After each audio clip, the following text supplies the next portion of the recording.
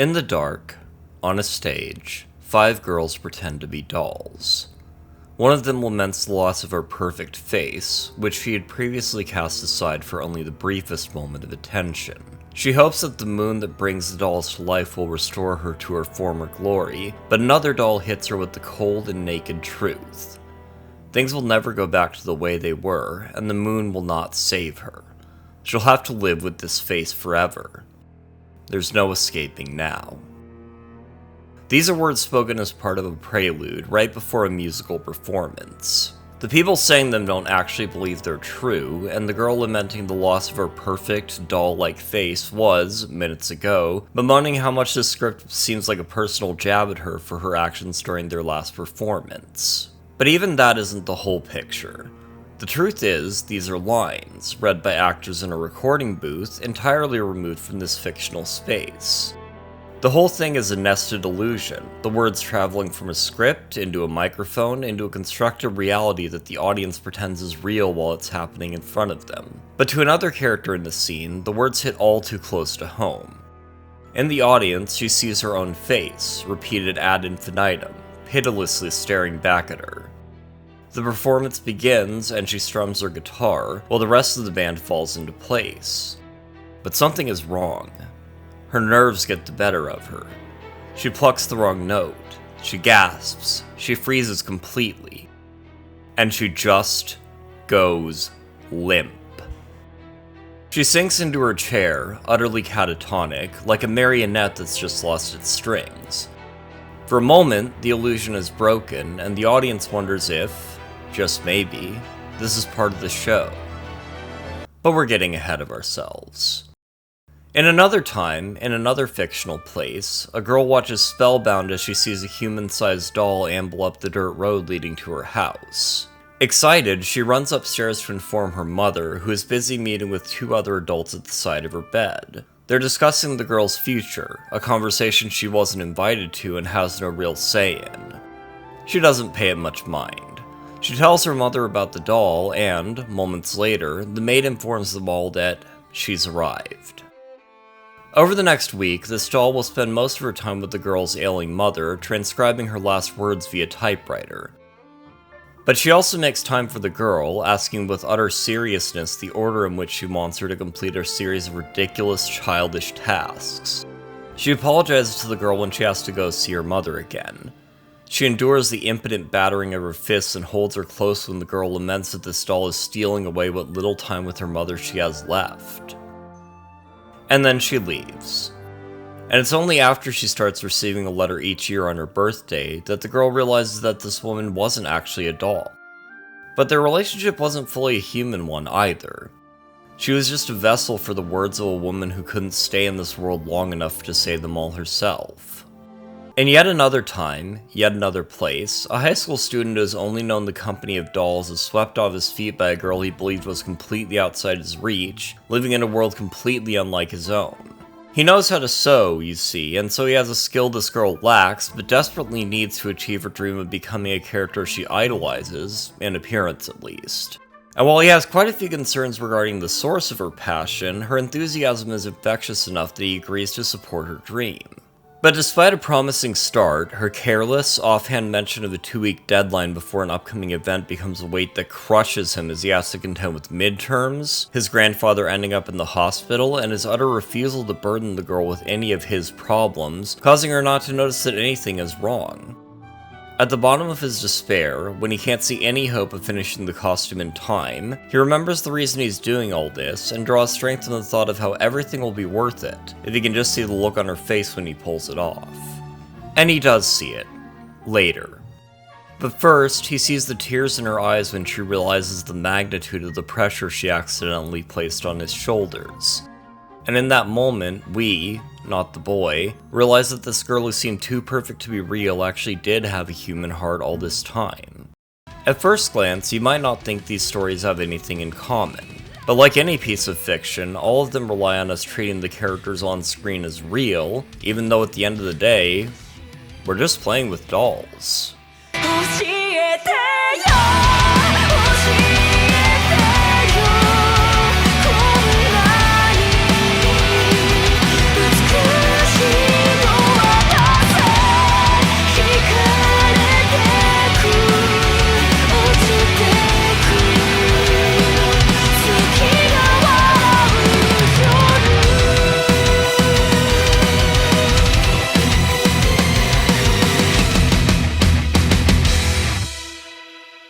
It's not like dolls are a new metaphor in fiction.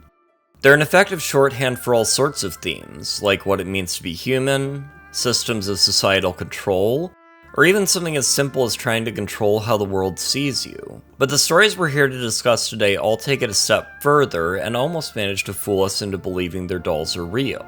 But again, we're getting ahead of ourselves.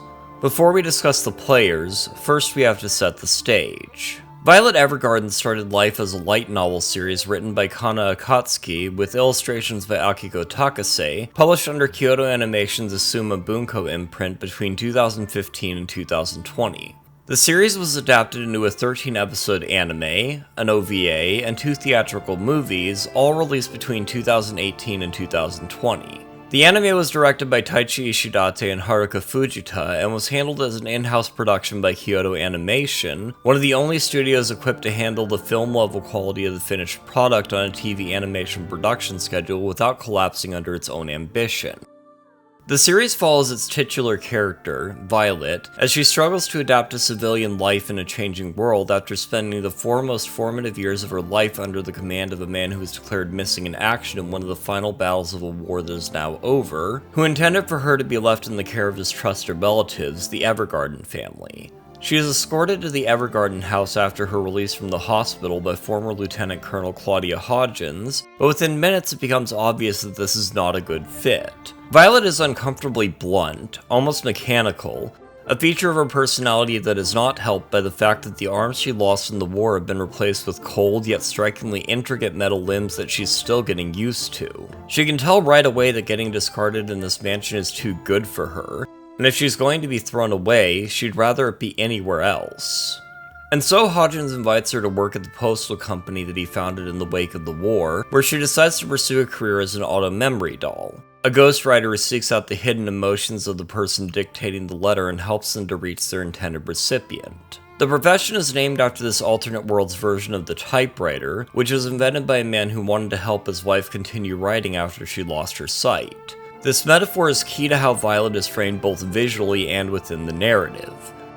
With her slender figure, expressionless face, and muted personality, she looks and acts every bit like a doll, to the point where many of the people she meets can hardly believe she's human. The reason she wants to work as an auto-memory doll is to understand the last words of Major Gilbert Bougainvillea, the man she devoted herself to so completely that she couldn't envision herself living without his direct orders, the last of which was to live freely, sending her off with, "I love you." While she excels at the technical aspects of the job in terms of typing, vocabulary, and grammar, it takes several episodes worth of effort for her to connect with her clients emotionally. But through her work helping others to unlock the words that they can't quite bring themselves to say, she gradually learns more about herself until she realizes just how human she always was. The irony, of course, being that she wasn't real in the first place. But the art direction, animation, voice acting, music, and every other element of the production that's firing on all cylinders all paint a compelling enough illusion that we can imagine she is.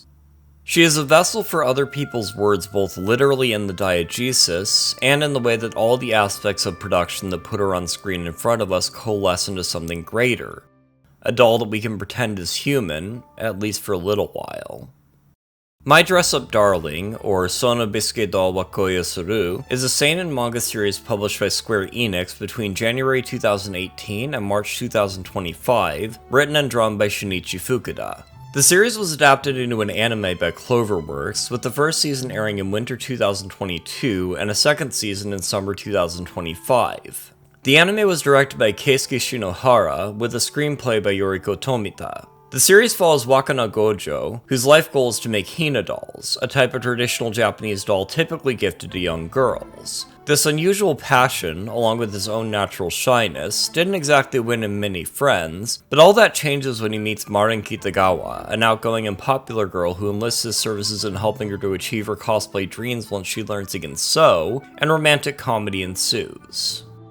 If you ask someone to name the best parts of this series, the most obvious answer would be the painstaking level of detail when it comes to the arts of cosplay and doll making, with the manga dedicating multiple pages of educational quality instructions for the audience to try these things out themselves.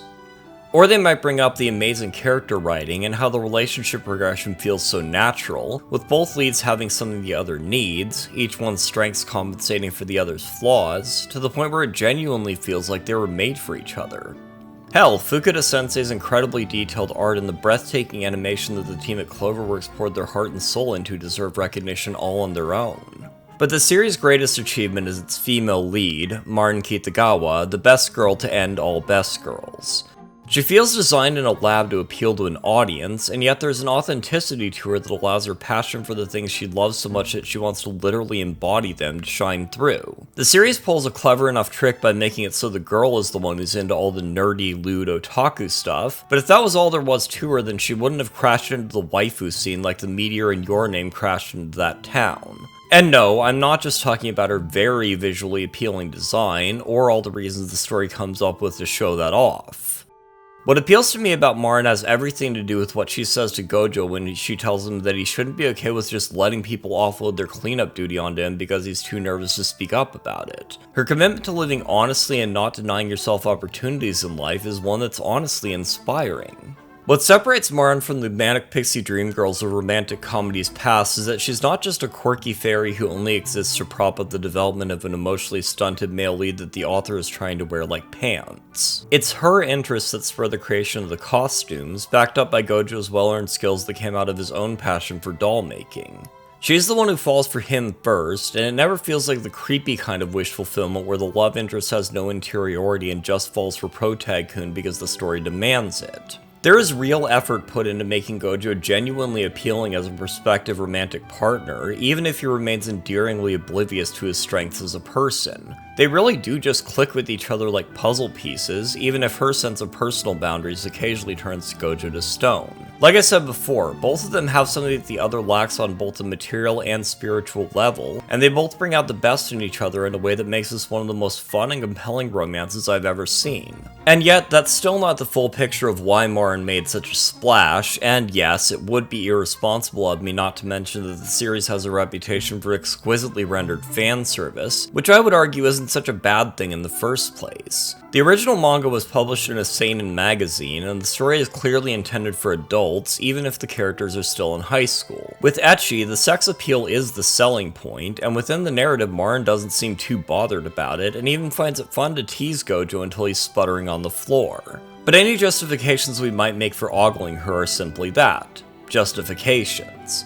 Marin is no more real than any of the characters she cosplays, but the way she's constructed as a character within the story makes her so compelling that defending her choices feels natural, even if the reality is that the whole scenario was invented by a writer. And it's obvious why Marin's sex appeal is so played up in the marketing, even though there's so much more to like about her as a character beyond that. The whole point is to make you get attached to the character so that you'll not only care about the story as a piece of art, but also so that you'll buy all the merchandise.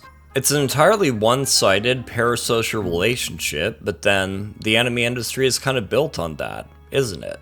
Bang Dream, Ave Mujica, The Die is Cast, is part of the Bang Dream multimedia franchise published by Bushiroad that's comprised of a rhythm game, anime, manga, music, and even live concerts, with members of the actual band playing fictional characters within the world of the franchise. The anime was produced by Studio Sans again and directed by Kakimoto Kodai, with the original story written by Ayano Unico. The anime aired in the winter 2025 season, and is a direct sequel to Bang Dream, It's My Go, which aired in summer 2023 and was created by the same team. It tells the story of Sakiko Togawa, her childhood friend Mutsumi Wakaba, and the other members of the band she formed in the wake of the most trying experience of her life. Both series tell the stories of two bands, MyGo and Ave Mujica, but the truth is that it's about three. The ghost of Kreischick hangs heavy over the whole narrative, with the opening scene of It's MyGo depicting the band's dissolution, a moment that is revisited from multiple perspectives throughout both shows. We don't learn why until after Ave Mujica is formed, but Saki ended Kreischick, as she puts it later, with her own hands, and affected the trajectory of its members' lives forever, but none more so than Mutsumi, who continues to crack under the pressure until, unable to handle the stress any longer, her personality is fully subsumed by her stage persona, Mortis, which spells the new band's doom. But before that happens, Ave Mujica makes a name for themselves as a hybrid theater show and rock band with an alternative gothcore metal sound. Before each performance, they set the mood with an elaborate onstage fiction, which they call the world of Ave Mujica. The lore is that the band is comprised of dolls that come alive under the moonlight, with each taking their stage name from an emotion that defines their entire being. Timoris, Amoris, Mortis, Oblivionis, and Doloris. Fear, love, death, forgetfulness, and sorrow. This kayfabe extends into their interviews and promotional photo shoots, never breaking character while the masks are on. Until, that is, the masks are removed before the band is ready to handle the attention. But even that is part of the fiction. The story of the anime itself is all part of the masquerade, a fantasy where the audience can watch the dolls dance. It does manage to communicate some compelling themes along the way, such as feelings of artistic inadequacy, how not sharing your burdens with others only makes things more miserable for everyone involved, and how the pressure of fame can shatter someone's mental health if they're not prepared for it, with one of the most unexpectedly authentic portrayals of dissociative identity disorder that I never expected to find in a girl band anime that largely exists to advertise a gacha game. It also leans the most fully into the doll metaphor of any of the stories we're here to discuss today, with each episode's narration referring to the characters as such, and having Mutsumi's inner psyche literally patterned around a dollhouse aesthetic. Even the animation style and character designs feed into this. The series is primarily rendered in 3D, which allows for breathtaking camera movements during the performance scenes that straight up wouldn't be possible in 2D. The character designs are pleasant, but also somewhat eerie, which only adds to the aesthetic of a show that descends into psychological horror half the time. They really do, for all intents and purposes, look like living dolls. The series is about the way that working as an entertainer involves accepting a certain level of dehumanization, and requires playing a character even outside the fiction in order to keep a healthy distance between you and the audience. But if you commit too hard to that act for too long, you can start to lose the things that made you who you were. It's also about how relationships with other people can become a prison, with a special focus on how the institution of family can entrap you so completely that you start to feel like you'd be better off not being a person at all. It's about how the roles we make up for ourselves can be more real, for better and for worse, than the ones forced on us by society. It's about the way people tend to recreate toxic power dynamics even and especially when trying to escape from those systems, causing us to be strangled by the very instruments intended to free us. If that all sounds a little heady for a girl band anime, I promise you we haven't even started cracking that iceberg. This show is so well produced and so genuinely inventive that it was the one I looked forward to the most each week while it was airing. It goes above and beyond the shallow idol slop that dominates so much of the anime industry, and it did so well for itself that a sequel series was announced the moment it finished airing. So with the stage properly set, let's descend a little deeper inside the dollhouse. It's not actually a very deep analysis to point out how the events of the story aren't real, but what I find interesting about these stories in particular is the way they play with that intersection between fiction and reality. Before we go any further, we should define a few terms that we'll be coming back to in this essay, starting with the diegesis. In the simplest terms, the diegesis is the world of the story. It's a fictional space that the fourth wall separates us from, where the events of the narrative play out, and all we can do is observe. The characters and setting and other parts that make up a story aren't real, but we pretend that they exist for the sake of entertainment. This is called suspension of disbelief, and it's a second concept you'll need to bear in mind if you want to get anything out of what I'm saying. When analyzing a story, we can approach it from two primary perspectives.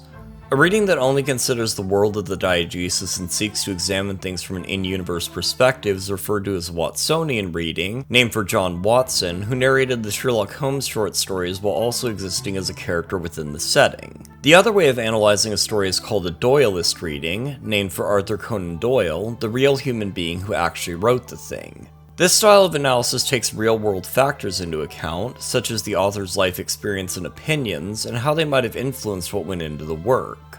There's a tendency for people who are new to media analysis to assign moral value to a given style, with a lot of them favoring the Doyleist reading because it's more real, but it's important to remember that these are just different ways of approaching the subject, and knowing how an author's real-world opinions shaped a narrative doesn't make you a better person than someone who wants to let a story speak for itself. Besides which, even if the author is on record telling you what the story was about, you can't ever fully get inside their head.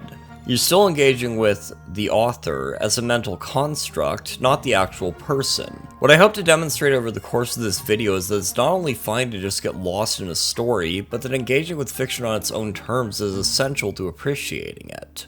The important difference between these two approaches is that the Watsonian reading treats the story as real in the sense that you're still applying your suspension of disbelief, whereas a Doyleist reading acknowledges that the process of writing something involves destroying and reconstructing the diegesis over and over until you arrive at the finished product.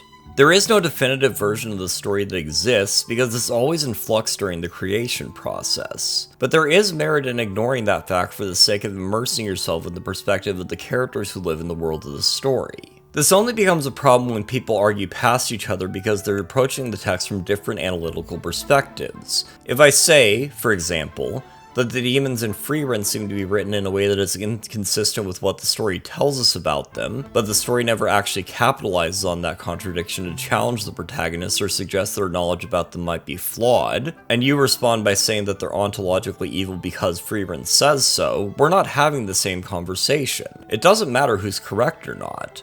The discussion isn't productive because not only are we not on the same page, we're not even reading the same book. The sometimes hazy separation between fiction and reality is a core thematic through line in the series we're here to discuss. One of the most emotionally affecting episodes of Violet Evergarden sees her helping a playwright process the grief of losing his daughter to terminal illness by writing a play where she gets to have a happy ending. In the OVA episode, Violet is tasked with writing lyrics for an opera in the form of a fictional letter, and only has a breakthrough when she learns how personal this is for the lead actress. My Dress Up Darling is all about how fictional characters can have such a profound impact on people that pouring time, money, and considerable effort into looking just like them can be a fulfilling hobby that brings people closer together through their shared love of art. But the example that best fits our purposes for this section is The World of Ave Mujica, a series of skits that Ave Mujica puts on between their musical sets, which is one avenue through which they set up their lore. The reason the band was formed in the first place was as a coping mechanism for Sakiko Togawa, a girl whose mother died and whose father was disgraced, and all she wanted to do was forget. So, inspired by the one memento she took when she fled her family home, Sakiko constructed a world of dolls that come to life under the moonlight. The theater skits she writes are often blunt allegories for whatever is happening in her real life, the most extreme example being when she gives Nyamu overwrought, hammy lines to punish her for unmasking the band before she was ready to go public with their identities.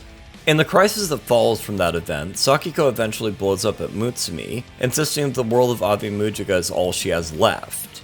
She's burned every bridge with everyone she knows up to that point, ghosting her old band because they couldn't possibly understand her problems. She won't let anybody in the new band see inside her head either, even though being open about her problems would solve almost all of them. Speaking of which, we should actually meet the other members of that band, given how deep into this analysis we already are. We already know Mutsumi, Sakiko's childhood friend who was also in her previous band, who serves as Ave Mujica's rhythm guitarist under the stage name Mortis, while Sakiko plays keyboard and composes the music and goes by Oblivionis on stage. There's also the drummer, Amoris, aka Nyamu Yutenji, an online influencer whom Saki recruits specifically by appealing to her clout-chasing ambitions, saying this band will help her career. The bassist, Timoris, is Umeri Yahata, a mercenary who's currently a member of 30 bands, though only 10 or so of them are really active. And finally, on lead guitar and vocals, is Uika Misumi, known on stage as Dolores, a friend Sakiko met as a child at her family's summer villa on an island. But we'll get back to her. Now, despite the show I made of it at the beginning of the video, you don't need me to tell you that the story of the anime is obviously not based on the real lives of the seiyuu who play these characters, but the way that the Japanese entertainment industry works means that there's another layer to the performance that extends into the real world. Ave Mujica is a real band that puts out real music that you can buy and stream. They do real live shows that you can buy tickets to. A viral marketing campaign for the band involved an honest-to-God social experiment. Nyamu has an official vlog. This isn't really news if you understand that this is like the 9th band that Bushiroad has introduced this way. It's not really accurate to compare Japanese seiyuu to Western voice actors because so many anime projects have multimedia tie-ins that require them to be multi-talented entertainers in a way that goes beyond just voice acting. Even something as simple as having them sing the ED song involves a level of training that people quite literally go to specialized academies for. A lot of Seiyu have side careers as musicians, and in many cases the voice acting is actually the side hustle. The Seiyu behind Ave Mujika all have varying levels of experience, with Akane Yonezawa, Nyamu, having played the drums since 4th grade, and Kanen Takao, Sakiko, being an award-winning classical pianist who's been playing since she was 3, whereas Yuzuki Watase, Mutsumi, literally picked up the guitar for this role, and Mei Okada, Umiri, decided to learn bass one day to build up her resume and got cast 3 months later, which she said felt like fate. Riko Sasaki, Uika, is a mix of both, since she's been singing since elementary school, but only picked up guitar again recently and didn't have a lot of experience with 7th-string guitar before this role, much less playing while singing. This is Akane Yonezawa's first voice acting role, and she was apparently such a perfectionist that she memorized Nyamu's lines and could perform them without reading from the script, which caused Yuzuki Watase to do a double take. This is especially funny in the context of the relationship their characters have, where Nyamu is inexperienced but works incredibly hard, and sees Mutsumi as a rival against which to measure herself. All of them did mocap for the performance scenes, and there's a line in It's My Go where Sakiko asks if Nyamu is ambidextrous because Yonezawa is ambidextrous in real life. Band producer and music director for the anime Hiroki Matsumoto said in an interview with Paste magazine that regardless of their experience in one area or another, the production provided its cast members with ample training and room to grow into their roles, and that he was proud of how much they've grown as a band. This kind of thing has become a very common industry practice, even outside Bushiroad. Togenashi Togeari, the band featured in what I consider to be one of the best anime from 2024, girls band Cry, started as a small music project releasing animated music videos before launching their own anime that was produced by Toei Animation, and later had a battle of the bands with Maigo. The Bang Dream franchise helped popularize this business model and has been going strong for over a decade now, and this kind of approach allows for a fully seamless fandom experience if you want to get lost in the world of a band you really like. They're the very definition of manufactured, but you have to admit that it's a quality product, and I'm more than willing to buy in.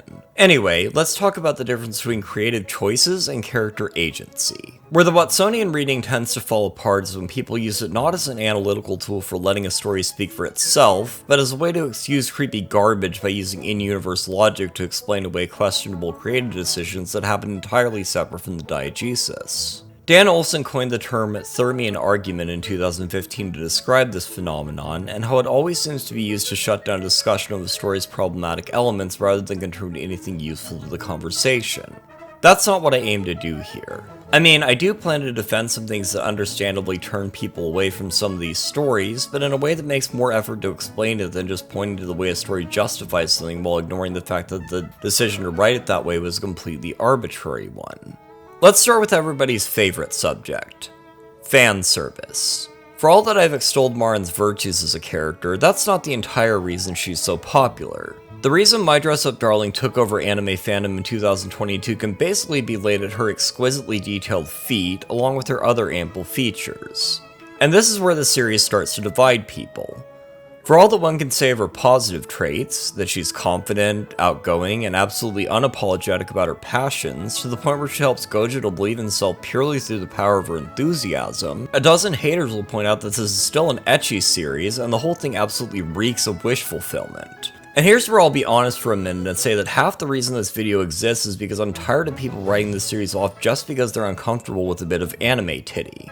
For one thing, there are far lazier ways of giving an audience a boner, and if you want an example of a more traditional trashy rom-com centered around cosplay, complete with a harem, look no further than 2.5 Dimensional Seduction, a series I refuse to watch because I don't find the art style appealing at all. I mean, if you want to talk about wish fulfillment, the main girl in that one wants to do lewd cosplay modeling of a character that the male lead thought he was literally the only fan of, and another girl pursued a career as a fashion model specifically to get his attention. If we go by the premise alone, a series that stars a guy who's really into traditional Japanese doll making, who doesn't have any typical otaku interests because those traits have all been given to the female lead, already sets itself apart from a lot of stories in the same genre. Also, if you're watching a romantic comedy, isn't wish fulfillment kind of what you're after? But that's not what I'm actually here to talk about. What I find fascinating about these arguments is how Marin is so fully realized as a character that a lot of the defenses of the fan service treat her as if she had any sort of decision-making power in the events that people who object to the series take issue with, like the time she spends most of an episode in a bathing suit and has fun making Gojo flustered, with the punchline at the end being that she's not as immune to embarrassment as she seems. And while I will concede that Cloverworks went way more overboard with this part than the manga did, this kind of thing is par for the course in an ecchi, and is actually tamer than a lot of series in the same genre. The core issue might be that a lot of its harshest critics viewed it primarily as a romantic comedy with ecchi elements thrown in for fan service, even though the way the story is constructed makes it obvious that the sex appeal was always a major selling point, and what elevates it is the exceptional character writing and attention to detail that I mentioned before. And believe it or not, this element does lessen over time. With the manga having reached its conclusion, there isn't any fan service in like the last 10 chapters. This is actually sort of a plot point. The final cosplay Gojo makes for Marin is the Archangel Hanyul, which caused a splash of winter comiket, drawing an enormous crowd and scoring Marin a job offer from a professional cosplay modeling agency and an approving retweet from the creator of the manga the character appeared in, which is a big deal because said mangaka notoriously hates every adaptation of his work. And you'd think, given how the goal from the beginning of the series has been to make Marin's cosplay dreams come true, that this would be where her career in Gojo's really take off. But instead, their relationship is thrown into murky uncertainty when Marin notices that he's visibly upset for a reason she can't determine. A few chapters later, Gojo reveals that he felt jealous, that he didn't want all those people looking at her because in that moment he finally realized how much he loves her. Of course, this being Gojo, that revelation sends him spiraling into guilt and self-doubt, and he doesn't even realize half of what he's feeling until he's already midway through confessing to her. Thankfully, because Marin already processed her feelings much earlier in the story, she literally pounces and makes out with him ecstatically, then clings to him like a koala for the entire subsequent chapter. What I noticed on my reread of the manga is that there isn't a single moment of fan service involving Marin for this entire arc, or afterward. When Gojo realizes he doesn't like the idea of other people leering at the woman he loves, the story stops showing it to us. Of course, this is all a distraction from the real issue, which is the underlying assumption that a piece of media being overtly horny somehow makes it less legitimate as art, which comes from a broader cultural perspective that paints sex and all its accompanying tropes as inherently shameful, which the West has been imposing on Japan since at least the Meiji Restoration, and on itself for centuries before that. Now, I'm not trying to blame woke for censoring stuff that's viewed as weird pervert shit even in Japan like some cultural warrior on Twitter. I'm just pointing out that there's a lot of personal and cultural baggage that people bring with them that can cause them to bounce off of something like My Dress Up Darling and decry it as meaningless fan service, even though the ecchi elements are a core part of its storytelling. I'm serious about that, by the way. The whole narrative is about unlearning shame and doing what you're passionate about, even if that passion comes from an erotic visual novel featuring a character that you really connected with. When Gojo plays Slippery Girls 2 as research for the cosplay, he's able to get over his nerves and even joke around about an embarrassing scene in the game in front of adults who do a double take because they can't believe two teenagers would be that shameless in public. But he doesn't notice because it was able to step outside his own discomfort and really connect with Marin through something she's passionate about. Of course, he repeatedly gets drawn back into a shame spiral on several other occasions because that's just who he is as a character, but he does grow into someone far more confident than how he started. There's nothing inherently shameful about a piece of media being sexually titillating, and yes, that includes series featuring teenagers. Teenagers are the horniest demographic on Earth, which is a big part of why fanservice is a thing in the first place. And if you think of the stuff in the anime as too extreme, the My Dress Up Darling manga straight up shows nipples. Multiple times. Remember, the series ran in a seinen magazine. Regardless of the age of fictional characters who don't really exist, the story was marketed to and largely consumed by adults, and I don't believe there's anything wrong with its content or how it was implemented. Of course, there is an art to it, and it's easy to mess up if you're not careful. The final episode of Ave Mujica is comprised almost entirely of musical performances, with the narrative conflicts having been largely wrapped up in the previous episode. The second song in their set, Alter Ego, features an overtly sexy performance with provocative vocals and choreography, the impact of which is sadly undercut by a truly comical number of ass shots. One or two would have gotten the point across, but the camera keeps cutting to Umari's behind as she swings her hips and pushes her ass towards the camera. The song heavily features her bass guitar, and she seems to be having fun, but none of the blatant eye candy is anywhere near as sexy as Uika clicking her tongue or Mutsumi making an annoying smirk. The reason it doesn't fit as well is that Ave Mujica hasn't really utilized fan service in such an overt way leading up to this point. Aside from some mildly revealing costumes, there isn't really much sex appeal to be found here. The tone of the series cycles through drama, slice of life, musical performances, and psychological horror. It is not a horny show, which is why that performance stands out. But fanservice can be used effectively to complement the tone of a story instead of clashing with it, as My Dress Up Darling demonstrates if you're willing to accept it on its own terms. I actually do have a lot more to say on this subject, but I've already ruined the pacing of this video enough, so let's put a pin in it for now. So what does any of that have to do with dolls? I mean, aside from the fact that everyone has stripped a Barbie at least once in their life, the way we engage with dolls is directly comparable to the way we engage with fictional characters, and that they're both analogs for humanity that we can project our imagination onto. There's an element of parasociality that comes with discussing dolls and their role in culture. They have a lot of traits we associate with humanity, but not enough to fully treat them as such. But ask any child who's played with them, and you'll often hear about how these inanimate objects have fulfilling inner lives that the person playing with them helps them to discover. This kind of creative expression is a key part of children's development, as it lets them practice and model behavior before trying it out in real life, or just engage in fantasies to push the limits of their imagination. We don't stop doing this when we grow up, either. Dolls are a common fixture in horror stories precisely because of that uncanny valley effect where they're just close enough to human that the differences come into sharp relief when they're charging at someone with a knife. But even outside of that, the human tendency towards anthropomorphizing the objects in our lives makes it so we treat dolls as an approximation of humanity that we can project a personality onto. People can get really intense about this too, which is why I spent the previous sections laying the groundwork for how the goal of fiction is to make the audience forget that what they're experiencing isn't real, even if it's just for a little while. The reason it's so easy is that to our brains, there's not actually that much of a distinction between real events and fictional ones on a purely emotional level. If you've played a tabletop RPG or a sufficiently immersive video game, it's common to talk about the events of that game later as if you experienced them firsthand, because on a very tangible level, it actually does feel like that. You don't have to go very far on social media or other fandom websites to see people who've let their passion for a character or creative work form a large part of their personal identity. Entire social hierarchies and fandom philosophies and bitter rivalries can form over who's playing with toys the most correctly. It's not a rare occurrence to see someone so utterly lost in the sauce that they treat these characters as if they were real, because on an emotional level, they kind of are. The term parasocial relationship carries a stigma with it that causes it to mostly be associated with people who take their obsession way too far, like stalkers, idol fans, people who harass streamers, and any number of horror stories you'll hear about dangerous people lost in their own fantasies. But all the term really describes is a social bond that's necessarily one-sided, either because the other person isn't in a position to be aware of the other's existence, or isn't real in the first place. Ave Mujica explores the dark side of this, where the characters are constrained by the public persona that they show to the world, and end up lying to themselves in order to survive the pressures put upon them by unrealistic expectations. They don't get to be authentic because the world around them doesn't want them to be honest. When Mortis takes over and stops their musical act to put on a captivating play, that's all the audience wants to see from them going forward, and Sakiko can feel control of the band's narrative slipping away from her. Even with their literal masks gone, the audience doesn't see the real them.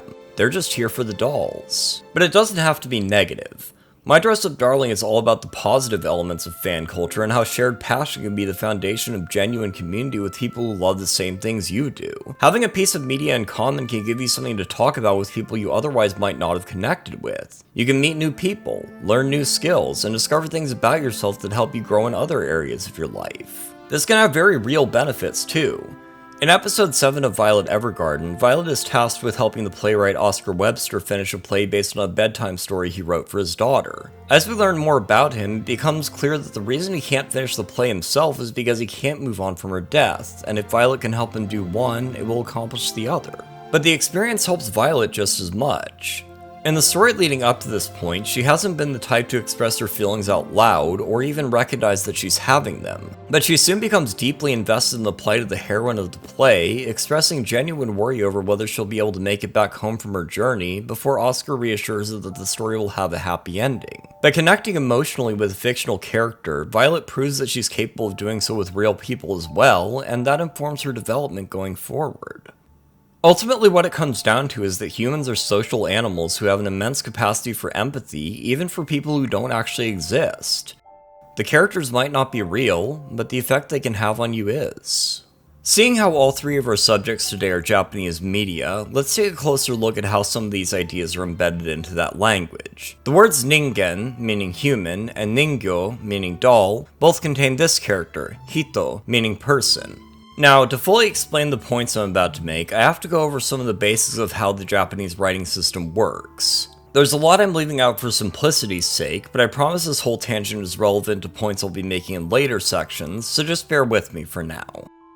Kanji, like the Chinese characters they were adapted from, are logograms, meaning they express a concept on their own. Kanji can be presented either by themselves or combined into clusters to represent more complex ideas. Related kanji can also share parts of other kanji called radicals, such as how ai, meaning love, and koi, which specifically means romantic love, both contain part of the character kokoro, meaning heart. Because Japanese has a relatively small number of unique syllables, kanji are necessary for avoiding confusion created by homophones, words that sound alike but mean different things. These sounds are arranged into two syllabaries called hiragana and katakana, rather than an alphabet. Both scripts use simplified versions of kanji, but are set to different purposes.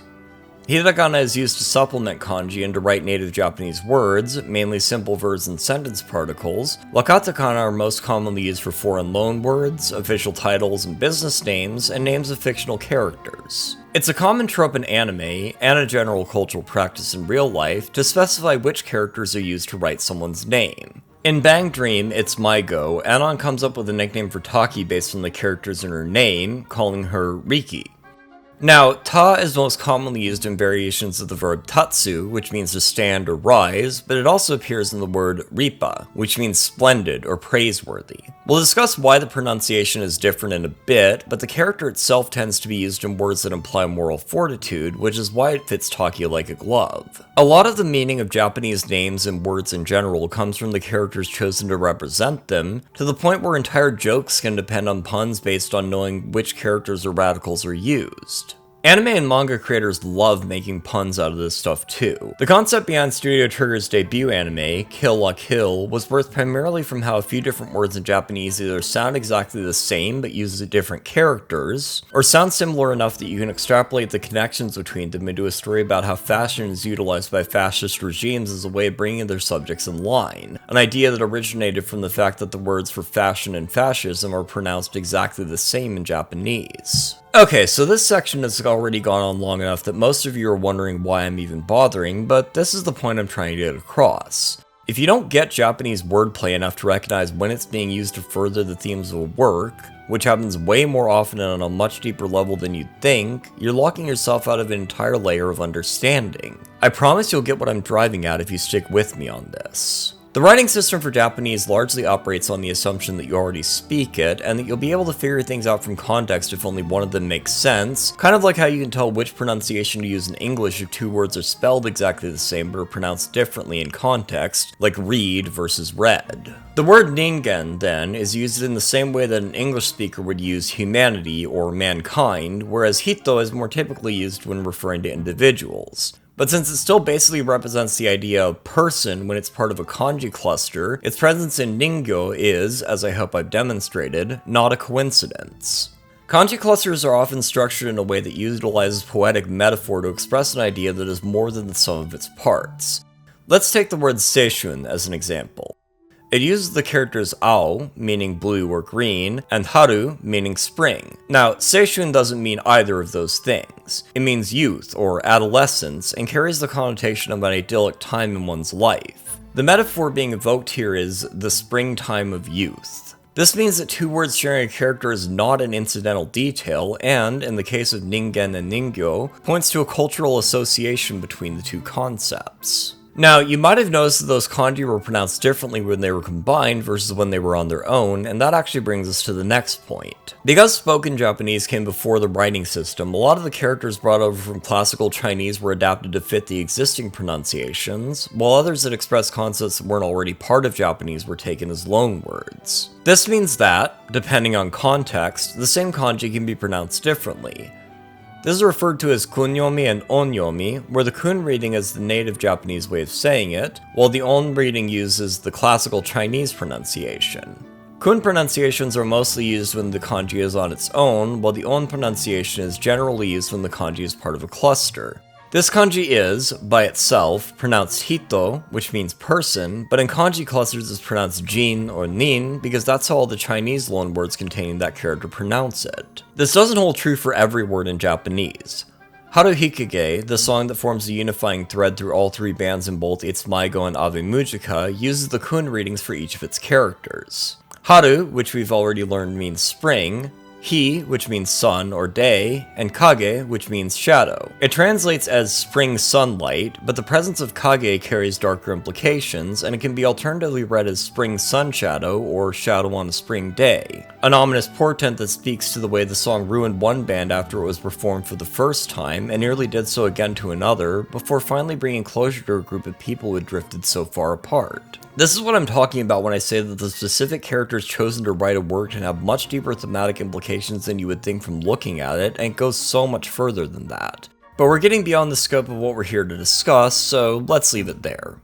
We still haven't really looked at why these stories focus so much on dolls as an aesthetic and thematic bedrock, so let's do that now. The out-of-memory dolls in Violet Evergarden take on the role of their namesake, a typewriter that was created to allow a novelist who lost her sight to dictate to her husband, who invented the device so she could continue writing. Unlike a typical scribe or stenographer, out-of-memory dolls are expected to interpret their clients' emotions to draw out the message they want to get across. It's that human element that puts them in such a unique position, and this is where Violet struggles for several of the early episodes. Once she advances past her early growing pains, like writing a love letter with the same cold dispassion as a military missive, her clients actually find her cool and emotionless disposition to be something of a comfort.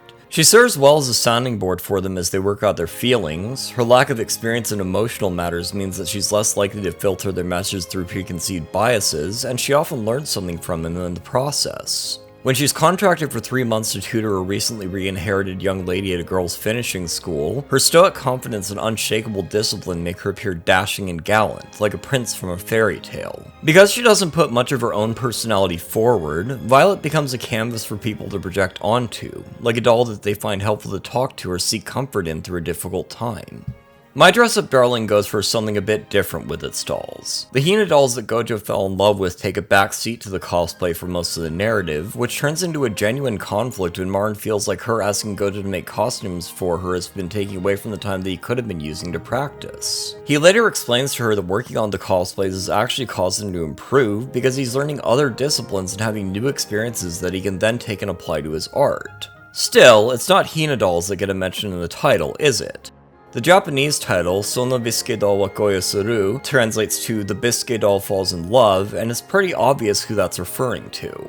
Framing Marin in terms of Western Bisuke doll metaphorically positions her as something foreign to Gojo's experience that expands the scope of his world merely by coming into contact with him. He can't help but be swept away and pulled along by her into a whole new realm of possibilities and learning experiences. He even learns about Bisuke dolls specifically when trying to give the Hanyo cosplay the same uncanny, haunting gaze that the character displayed in the manga, and patterns Marin's makeup after them, letting her well-developed modeling skills do the rest. He remarks that if he'd never tried making cosplay and learning all the skills needed to do so, he never would have known that any of this existed.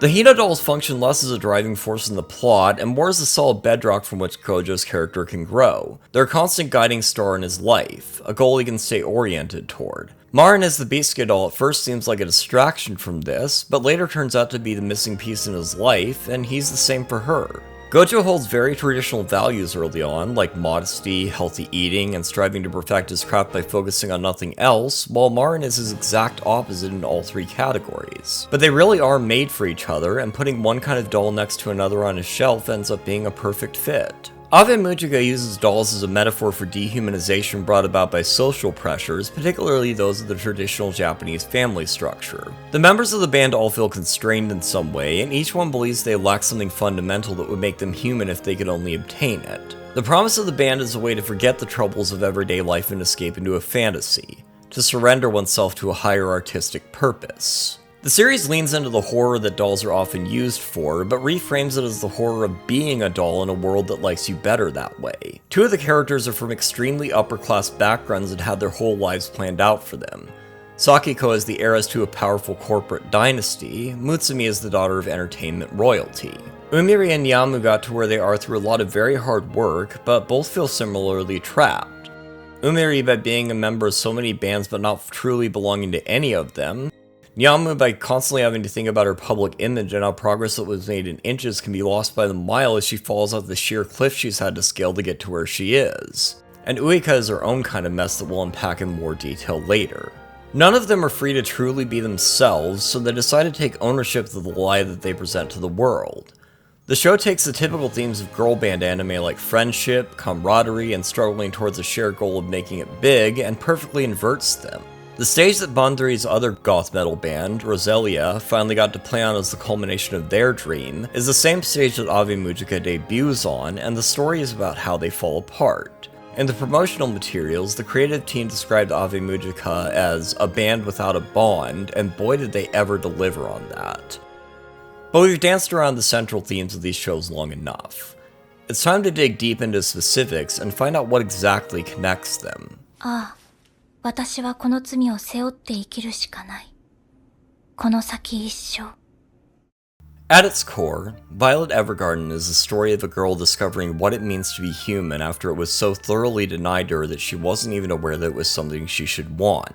One of the major hurdles to get over when watching this show is accepting that this hardened war veteran who haunts the nightmares of her enemies is only 14 years old at the time the story begins, having been fighting and killing people for the previous 4 years. The fact that she's prodigiously skilled not only at murder, but also language, despite not knowing how to read or write before the Major taught her, is something you just have to accept as part of the premise.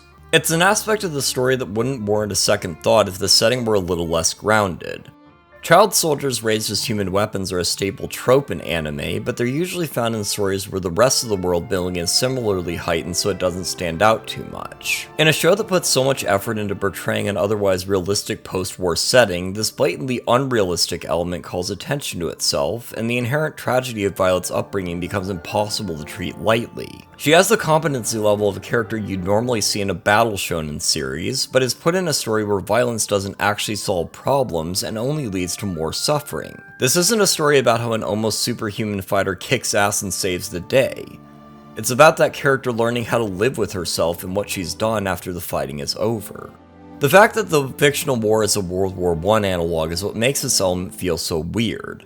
The popular memory of that war doesn't feature soldiers who look like Violet, and even within the story, all the other soldiers we see are both adult and male. A series I looked at in a previous video, Izetta the Last Witch, also drops an anime teenager into an alternate history version of a world war, but adds things like magic, cloning, and an all-female bodyguard squad to differentiate the setting enough from the real world that a redhead flying around on an anti-tank rifle like a broom doesn't feel out of place. But in this setting, and I think this is very deliberate, Violet is the only thing that doesn't seem to fit. It's not that child soldiers haven't been used in conflicts all over the world throughout history, but it's typically not because they're naturally gifted killers who can slit a man's throat and slaughter an entire platoon without even changing the look on their face. It's because they're easy to control as a result of how society is constructed to make children entirely dependent on adults, a lot of whom can and do abuse that power dynamic. The story very much intends for you to question the morality of the people who did this to her, even though Violet herself doesn't dwell on it at all. Not at first, anyway.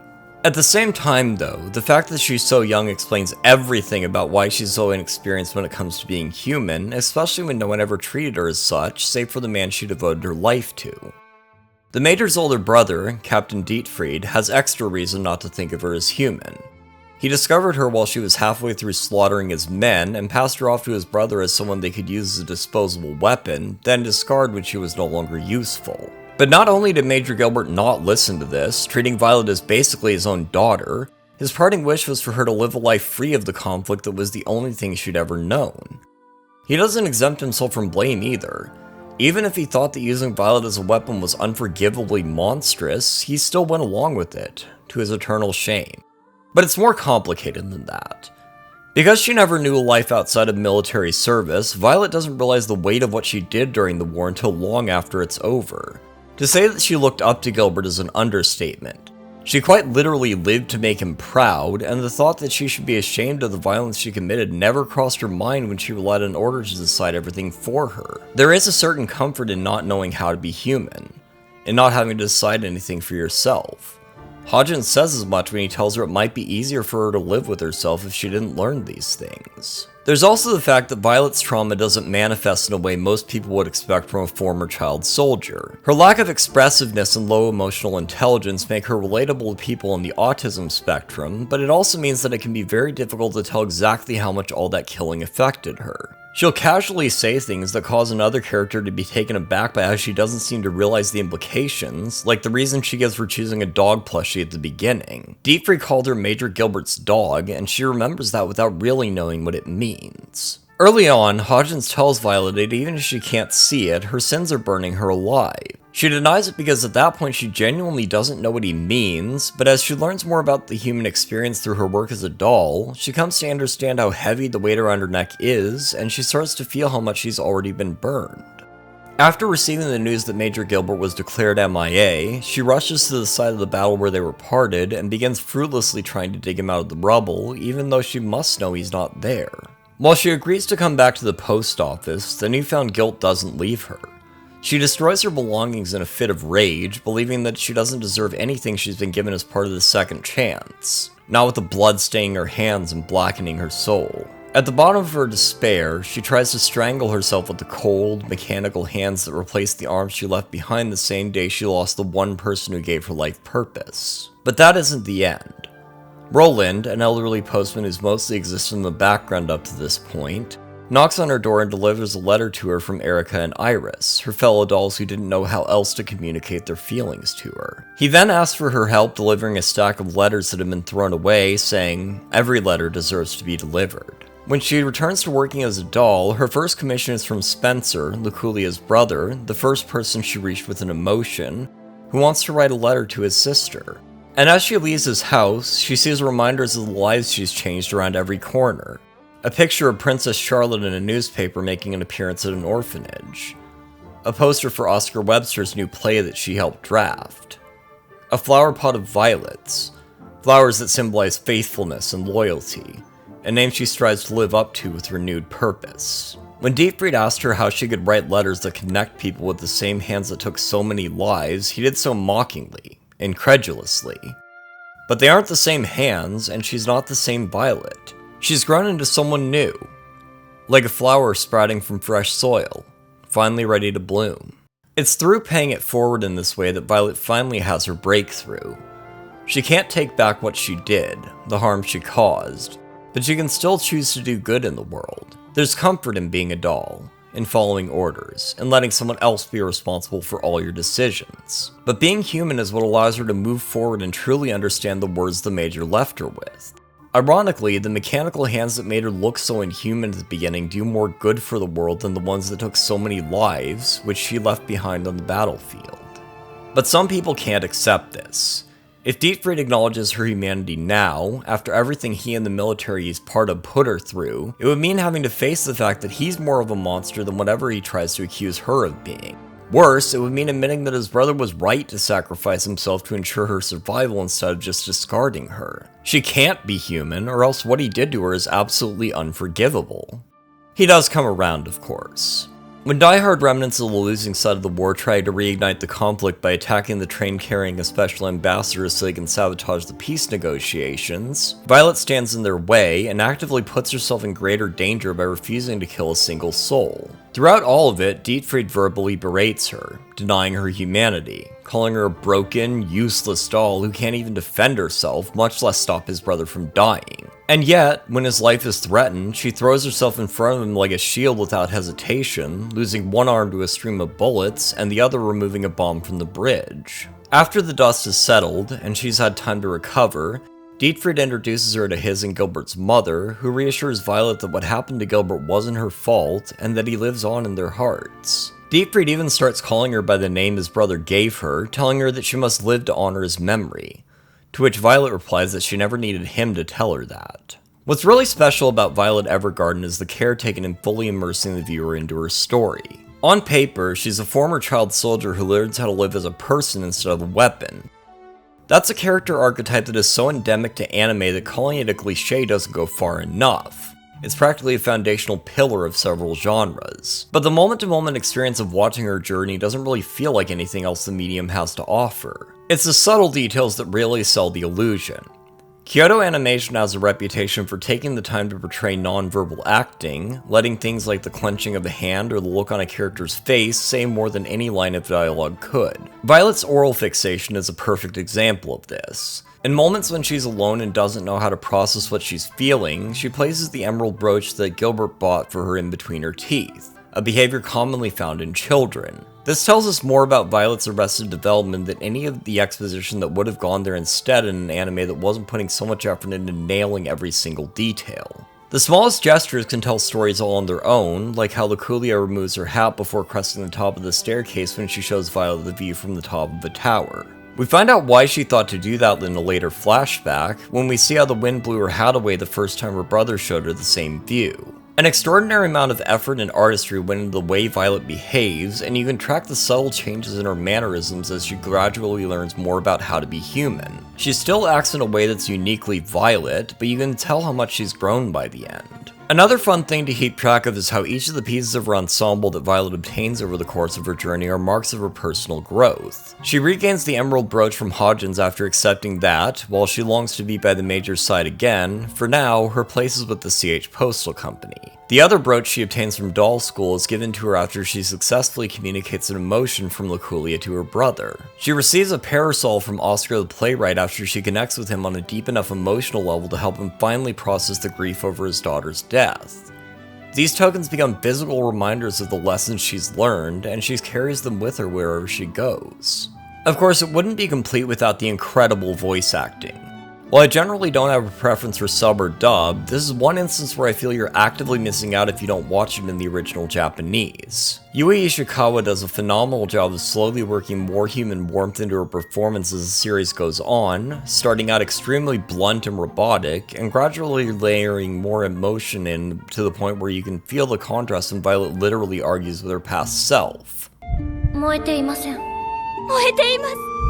燃えていません。燃えています。 Erica Harlacher does a serviceable job in the English dub, but she puts too much emotion into her performance early on for it to have the same effect. At its core, Violet Evergarden is a story about the power of language and communication.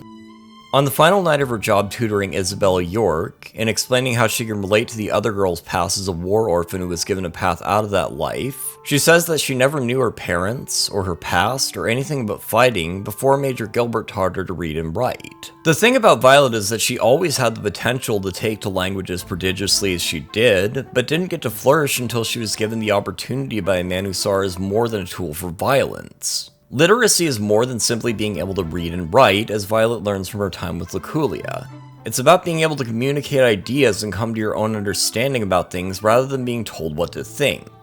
By arming her with language, Gilbert gave her the means to express herself and articulate her feelings, allowing her to understand herself and make others understand her in turn. It took basically an entire run of the anime's first season to achieve that growth, but that path wouldn't have been available in the first place if he hadn't given her the means to walk it. She tells Isabella that a letter allows you to express things you normally couldn't say, and throughout the series, every conflict that doesn't involve throwing a bomb off a bridge is resolved by reaching an understanding through communicating with others. The letter that Violet and Isabella write gives her adopted sister Taylor the strength to carry on, and by the end of the movie, the letter that Taylor writes in return does the same. One of Violet's major strengths as a character is how she can function exceptionally well as a supporting character in someone else's story. Eternity and the Auto Memory Doll is ultimately the story of two sisters separated by time and fate, with Violet and the other employees of the CH Postal Company operating as a supporting cast. Most of the anime's television run follows this structure as well, with the narration of the majority of the episodes being presented by the character whom Violet is helping with their issues. But when the story calls for it, she can shift seamlessly back into the leading role. While the final Violet Evergarden movie does largely focus on closing out her personal story, it's bookended by a character who never had the chance to meet her. Daisy, the granddaughter of Anne, the girl who received letters from her mother, written by Violet, every year on her birthday for 50 years. The movie's primary narrative centers on finally resolving Violet's regrets over being separated from Major Gilbert and greatly elaborates on their history. Dietfried has fully softened on Violet by this point in the story. In the television anime, he addressed her exclusively as Kisama, which basically means, you bastard. By the time the movie comes around, it's been 4 years since the war ended, and he addresses her as omae, which is still an informal way of saying you, but less actively hostile. He actually seems pretty ashamed of himself around her, as one would expect from someone who had to come to grips with the fact that the girl he exploited and pawned off on his brother was a human being all along. It's actually worse that she seemingly bears him no ill will. Whatever his motivation behind it, he did introduce her to the most important person in her life, and she faithfully visits their mother's grave every month in Gilbert's place. The movie also reveals that not only has Gilbert been alive all this time, but he's actively been hiding from his family and Violet in particular because he believes she's better off without him. When Hodgins tracks him down using a letter that never reached its destination, he brings Violet with him, and it takes basically the entire second half of the movie to convince Gilbert to actually reunite with her again. There's a parallel plotline running alongside this throughout most of the movie, involving a terminally ill boy named Eurus, who engages Violet's services to write a series of letters to his family to be read after he dies. The story draws direct comparisons at multiple points, like when Violet uses her knowledge of Dietfried and Gilbert to share her insight into the relationship between Eurus and his younger brother. Later in the same scene, Eurus admits that the reason he doesn't want to see his friend Lucas is actually that he doesn't want his friend to see him in such a pitiful state, which gives us an indirect look at Gilbert's true motivation behind turning Violet away. Violet says in that scene that one thing she's learned from writing so many letters is that people say things they don't mean, and what you see on the surface often isn't the whole truth. And sometimes, you have to tell people your true feelings, or they'll never know. She's not able to give the letters to Eurus's family herself, as she's stuck on an island in the middle of a rainstorm after only being able to speak with the Major through a closed door. The only thing that convinces her not to try making the trek to the hospital is the fact that by the time she got there, it would be several days too late. Iris and Benedict are able to fill in for her though, and the scene where Eurus and Lucas talk on the phone, their words echoing Gilbert and Violet's conflict, genuinely moves me to tears every time. Ironically, it's Dietfried who gets through to Gilbert. Having fully confronted all the ways he wronged Violet, he's able to see her as a human being who's capable of deciding for herself whether she's going to regret something, whereas Gilbert can still only see the girl whose childhood he stole. But just when he's resigned himself to wallowing in regret forever, Violet's letter breaks down the final barrier. Where he could only see the harm he caused by bringing a child to the battlefield because no one else saw her as a person, she thanks him for teaching her all the things that made her the person she grew into. Even if they were still only seeds at the time they were parted, those lessons sprouted and flowered into everything that defines her. Violet managed to build a new life for herself and became recognized the world over, but all of it started with the words, "I love you." Everything she's done since then has helped her to understand what those words really mean, and what she wants most is an opportunity to say them back. We should talk about the specific phrasing in Japanese, since it's used on several of the episode end cards, as well as the one for this movie. Aishiteru is basically the most intimate way of saying "I love you" in a language that offers so many. Japanese culture often values subtlety and inference over saying something straight out, so most of the time the sentiment is expressed as either "suki desu" or "daisuki desu." People sometimes go their whole lives without saying it so directly, so phrasing it in that way is meant to show just how deep their bond goes. Another thing to note is that it doesn't specifically refer to romantic love. That would be koi. While it is sometimes used in a romantic context, it's also used for close family, which is the way the story leads us to interpret their relationship, since Gilbert basically treated her like a daughter. And Violet, having never known her parents, regards him as the closest thing to a father she's ever had. But when they finally reunite properly on the shore after Gilbert runs halfway across the island and she jumps off the ship she was about to sail away on, she can't get the words to leave her mouth. He tries to tell her all the things he's told himself to explain why he stayed away for so long. He's a terrible person. He stole her childhood and made her a killer. He doesn't deserve to face her after everything he's done. All of it echoes what Violet said about herself at the beginning of the film when the mayor of Leidenschaftlich tried to compliment her, calling her a war hero who saved Leiden, but all she can think about are the people who never came home because of her, and so she is unworthy of praise. But when it's coming out of Major Gilbert's mouth, she won't accept it. She doesn't have the words to rebut him in the moment, but the letter has already said everything she needed it to. And, having served its purpose, it's carried off by the wind into the night. Daisy, having retraced Violet's steps and learned what became of her after leaving the CH Postal Company to take over as postmaster on the island, is inspired to send her parents a letter with all the words she was never able to say, with postage paid by a commemorative stamp bearing Violet's likeness. At its core, Violet Evergarden is a story about love. It can blossom in the most unexpected places, and we can't always express it in the way we want to. But it's one of the things that makes us human, and that's why Violet treasures it so much. 将来いい人形を作りてえなら人形だけを見てちゃダメだぞ。いろんなもん見とけよ。 So by now you must be wondering why I'm even bringing up My Dress Up Darling in the same breath as one of the greatest artistic achievements in modern anime. Well, they've got a lot more in common than you'd think, and I'll prove it to you. Remember what Violet said about how people won't know your true feelings unless you tell them? That's the first lesson Marin imparts to Gojo, and it's not the only parallel. The mistake a lot of people make when analyzing art is that they'll get so caught up in the parts that lend the work an air of prestige that they lose sight of the fact that a simple story told well is at the core of what makes most art great. The temptation with titles like Violet Evergarden is to only compare them with stories that are trying to do similar things. Frieren, Beyond Journey's End, deploys its flashbacks of Himmel in almost the exact same way that Violet remembers Major Gilbert. Both stories examine the human condition from the perspective of a character who feels separated from it, and Evan Call even composed the soundtrack for both shows. But that comparison feels obvious. What I find far more interesting is noticing commonalities in stories that seemingly have nothing to do with each other. The fact is that there is real passion and artistry that went into each of the stories we've looked at, and each one is a masterpiece in its own way. What makes the My Dress Up Darling anime adaptation stand out so much is the insane lengths that the team at Cloverworks goes to in order to elevate the material. The first 3 episodes of the second season alone contain so many ingenious adaptation decisions and animation flourishes that I could make a whole video talking about that alone. The first season was a very faithful adaptation of the first 40 chapters of the manga, and while they did insert a few anime original moments very effectively, like Gojo throwing a burger at a seagull, the overall changes were minimal. In season 2, they really swung for the fences, even going so far as to rearrange the order of entire chapters to improve the story's flow.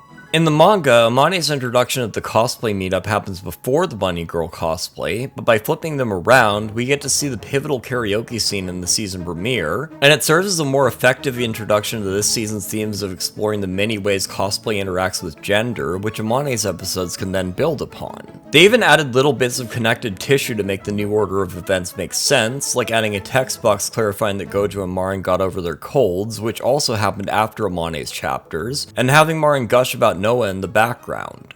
And this isn't even getting into how they added so many flourishes to elevate the story from the manga, like how they literally used a manga panel as part of the background of a montage, or when they made a puppet show, or when they created actual pixel art for Coffin. They really do go the extra mile, and that effort really shows the creative team's passion. With that said, let's come back to that earlier discussion about fan service, and why I not only think that it doesn't detract from the artistic value of the story, but also that the narrative genuinely wouldn't work without it. What I think some people don't get about My Dress Up Darling is that it's supposed to feel awkward at times. Secondhand embarrassment is something that comedies have relied on for basically ever, and secondhand embarrassment around lewd situations is perfectly suited to a romantic comedy about horny teenagers who are incapable of viewing sex as something casual. People see that bathing suit scene out of context and assume Gojo is some hapless victim of sexual harassment, but the very next episode opens with him jizzing his pants after a wet dream, and the title of a later episode is, in context, a joke about how Marin sent him a sexy photo that he masturbated to.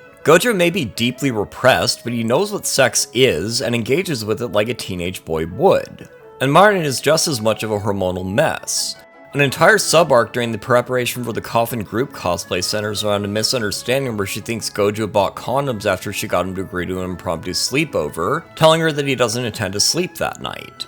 Instead of running for the hills, she psychs herself up because she thinks he's going to make a move on her and wakes up disappointed that nothing happened. This is not just a series of thoughtless cheesecake shots or a half-baked hentai scenario. The sexy aspects are heavily intertwined with the romantic comedy, often to great effect. One of the main criticisms you'll see levied against fan service is that it tends to ruin the tone of a story, often sucking all the dramatic tension out of a scene to make a juvenile boob joke. In its worst form, you get something like Fire Force, which constantly undermines its own efforts at serious drama by putting in fan service so egregious it takes the viewer out of the scene. But because the story of My Dress Up Darling is structured in a way where the risque elements often are the point of the scene, they never conflict with the tone to the extent that it breaks immersion. The fact that Gojo and Marin are both so hopelessly awkward around the topic of sex in opposite directions is what makes the Love Hotel episode a pivotal moment in the story instead of a cheap excuse for fan service. It's a microcosm of their whole dynamic, with Marin making a simple mistake with the venue but deciding it's no big deal, while Gojo's overpowering sense of shame causes him to treat it like a huge deal. As he gets more absorbed into Marin's passion for the cosplay and his own obsession with getting the shots to be perfect, he's able to ignore his nerves and get more comfortable, to the point where he completely forgets himself. They end up in a situation where Marin is straddling him and he pops a boner, then the lights go out and he accidentally grabs her waist, and they almost kiss before the room service phone cuts the tension.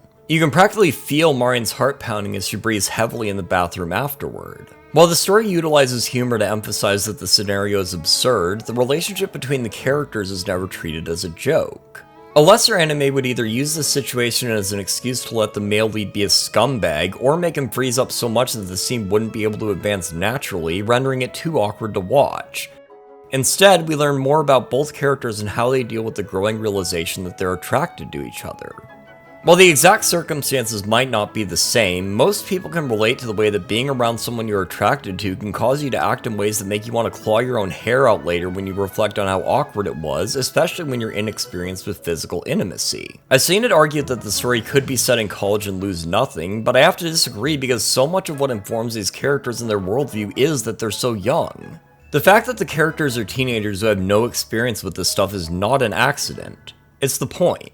Too many high school romances feature teenage characters who basically act like adults, and the only reason they're set in high school is so they can run in magazines that cater to high schoolers. But My Dress Up Darling, a manga that ran in a seinen magazine, very deliberately hits the audience with moments that remind them of how much of a hormonal idiot they were at that age. That might actually explain why some people find it too hard to watch. A lot of the videos I've seen that hated on this show are from people who admit in those same videos that they haven't unpacked a lot of their own issues surrounding sex, and watching the show made them uncomfortable. And I won't hold it against you if you feel the same way. But I feel like it's worth pushing past that discomfort the same way Gojo does, because there's a wonderful romance story waiting on the other side. Of course, it isn't flawless.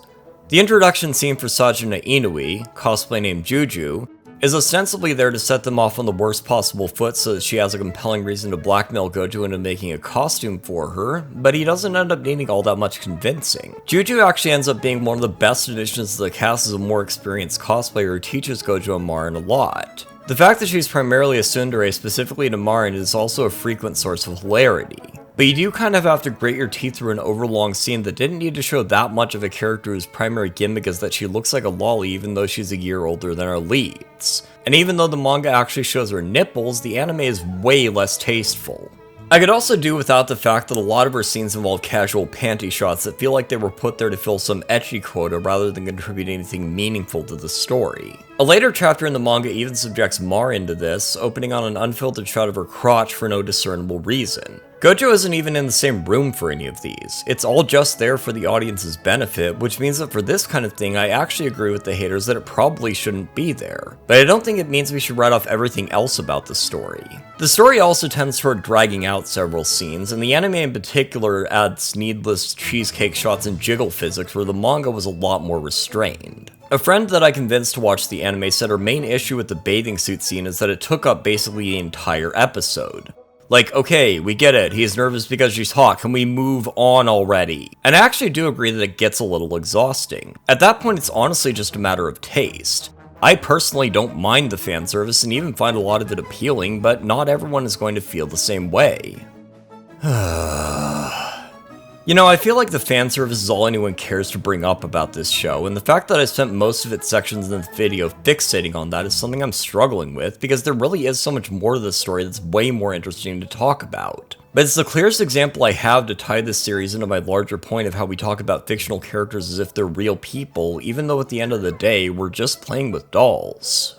But hey, if you're still watching, that means you've heard me out for this long, so I hope you'll stay with me as I talk about what else this story has to offer. It's like Gojo's grandfather tells him. If he wants to improve as an artist, he can't just focus on learning one thing. He has to experience life in all its many adventures so that he can fold that back into his art. Similarly, we can't just talk about Gojo and Marin's relationship the whole time, central to the story though it may be.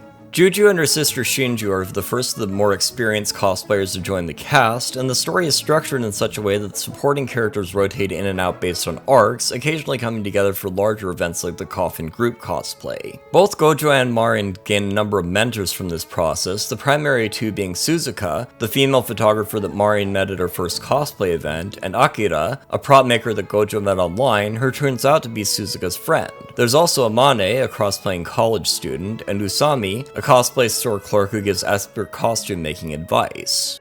Suzuka and another friend roped Akira into their cosplaying group back in college. Even though Akira's primary interest is prop making, she's not averse to getting in costume, making an early cameo as a character from the same series Marin wants to cosplay a bunny girl from when Suzuka sends her reference photos from a shooting location she recommends. Based on her design and somewhat closed-off demeanor, I first thought Akira's secret was that she was secretly Non-chan, the girl who traumatized Gojo at a young age, before realizing the age difference would make that impossible. Instead, it turns out she went through something similar, with her mother throwing out her manga collection as soon as she entered middle school, leading to a rift in their relationship that caused her to eventually move to attend a community college far away where no one knew her. She's able to tell him, with the wisdom of experience, that lying about or giving up on the things you like just to fit the expectations of others won't make you happy in the long run, and it's important to have the courage to embrace the things you're passionate about. The thing she's really passionate about turns out to be Marin, as it's revealed that the reason she acted cold and ignored her is because she was trying to stop herself from going into a full fangirl meltdown, which she then does anyway when Marin corners her. Because Akira can't endure being near her for too long without losing her composure, Marin's primary interactions with the extended cosplay group come from Suzuka and her other friend Miyako, who teach her a lot about photography and makeup beyond what she'd already been able to figure out on her own. The three of them later get Juju to try her own version of the Black Lobelia cosplay, which she thought she'd never get to wear because her body didn't fit the character's image. But through a combination of clever push-up bra techniques, makeup, and taking pictures from a low angle without background elements in order to disguise her height, it turns out beautiful and helps Juju to realize that she can keep cosplaying even after she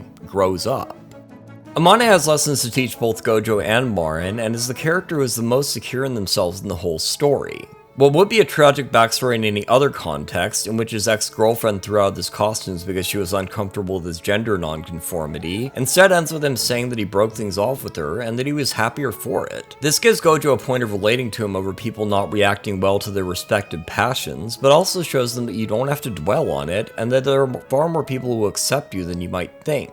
Still, Amane does have a series of defenses in place to keep himself from getting hurt, as seen by how he braces himself when first revealing to them that he's cosplaying a girl without actually identifying as one. He teaches both of them about the importance of boundaries, and later blocks the guy who gets way too parasocial with him in the course of trying to learn who the model was behind the Hanyo cosplay. Usami, the cosplay store clerk, gives helpful advice on multiple occasions, such as how to make the bunny girl costume stay rigid without straps, something he learned when the Haruhi anime caused a rush of people to cosplay the bunny girl outfit she wore at the Culture Festival. When Gojo first comes to him for advice, he mistakenly assumes that he's going to wear the costumes and secretly cheers him on before Marin comes along for the bunny girl advice and he realizes his error. He also had a passion that he gave up on early. He wanted to become a fashion designer, but his father didn't support that dream, saying the choice of failure was too high to be worth it. His regret isn't that he didn't become a clothing designer, but that he wasn't able to tell his father how he really felt before he died. He tells the story right when the relationship between Gojo and Marin is at its most tenuous, when they've been drifting apart after Winter Comic Head and Gojo hasn't fully processed how he's feeling. This also comes right on the heels of Non-chan returning and stirring up the memories of when his parents died, and the conversation takes place in between their initial unexpected reunion and their actual reconciliation, in which he reveals that she took pride in being a source of comfort for him after his life changed at such a young age. It turns out the reason she said those words that still haunt him years later is because she wanted to be the one that helped him move on, not some stupid dolls, but couldn't articulate that in the moment because they were children. And because she moved away right after, she was only able to explain herself years later. It's important, Usami tells Gojo, to say what you really feel. Hearing this, Gojo remembers how Marin told him the same thing all the way back when they first met, and that gives him the push he needs to finally put his feelings into words. But the biggest moment of development happens much earlier in the story when Marin is volunteered to participate as their class representative in a beauty contest, and Gojo is drafted into making the costume. Their various classmates are mostly a background presence outside of this arc, but after getting to know them slightly better during the Halloween karaoke party, Gojo is presented with the opportunity to really show what he can do. Of course, as usual, he focuses on all the wrong things because he has no frame of reference for navigating this kind of social situation, leading him to nearly overwhelm himself the same way he did making the Shizuku-tan costume. He does somewhat try to mitigate the amount of work he's putting on himself, sending Marin to purchase the supplies for the costume, but that isn't going to be nearly enough, and it exposes an area where he still needs to grow. He's made a friend, sure, but Gojo still hasn't found a community. Luckily for him, that's what this story arc is here to help him with. He shows up to help his class prepare for the culture festival, only for him to ask what the hell he's doing there when he has a costume to make.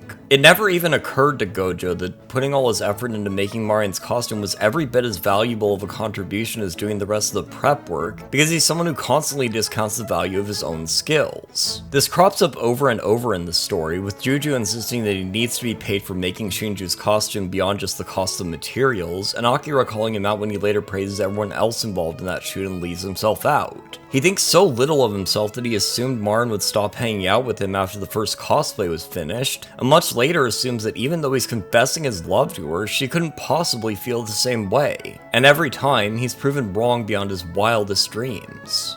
The class isn't just impressed by the costume, they're in awe as it starts to come together. Gojo also learns how to delegate and ask others to contribute with their own unique skills, like making a rainbow rose or showing Marin how to affect more masculine body language to better sell the cosplay. He comes out of the experience with more friends than just Marin, and even though she's disappointed that she can't get private photo booth time with him, Gojo needs to experience more friendships with a variety of people before he's really ready for romance with her anyway.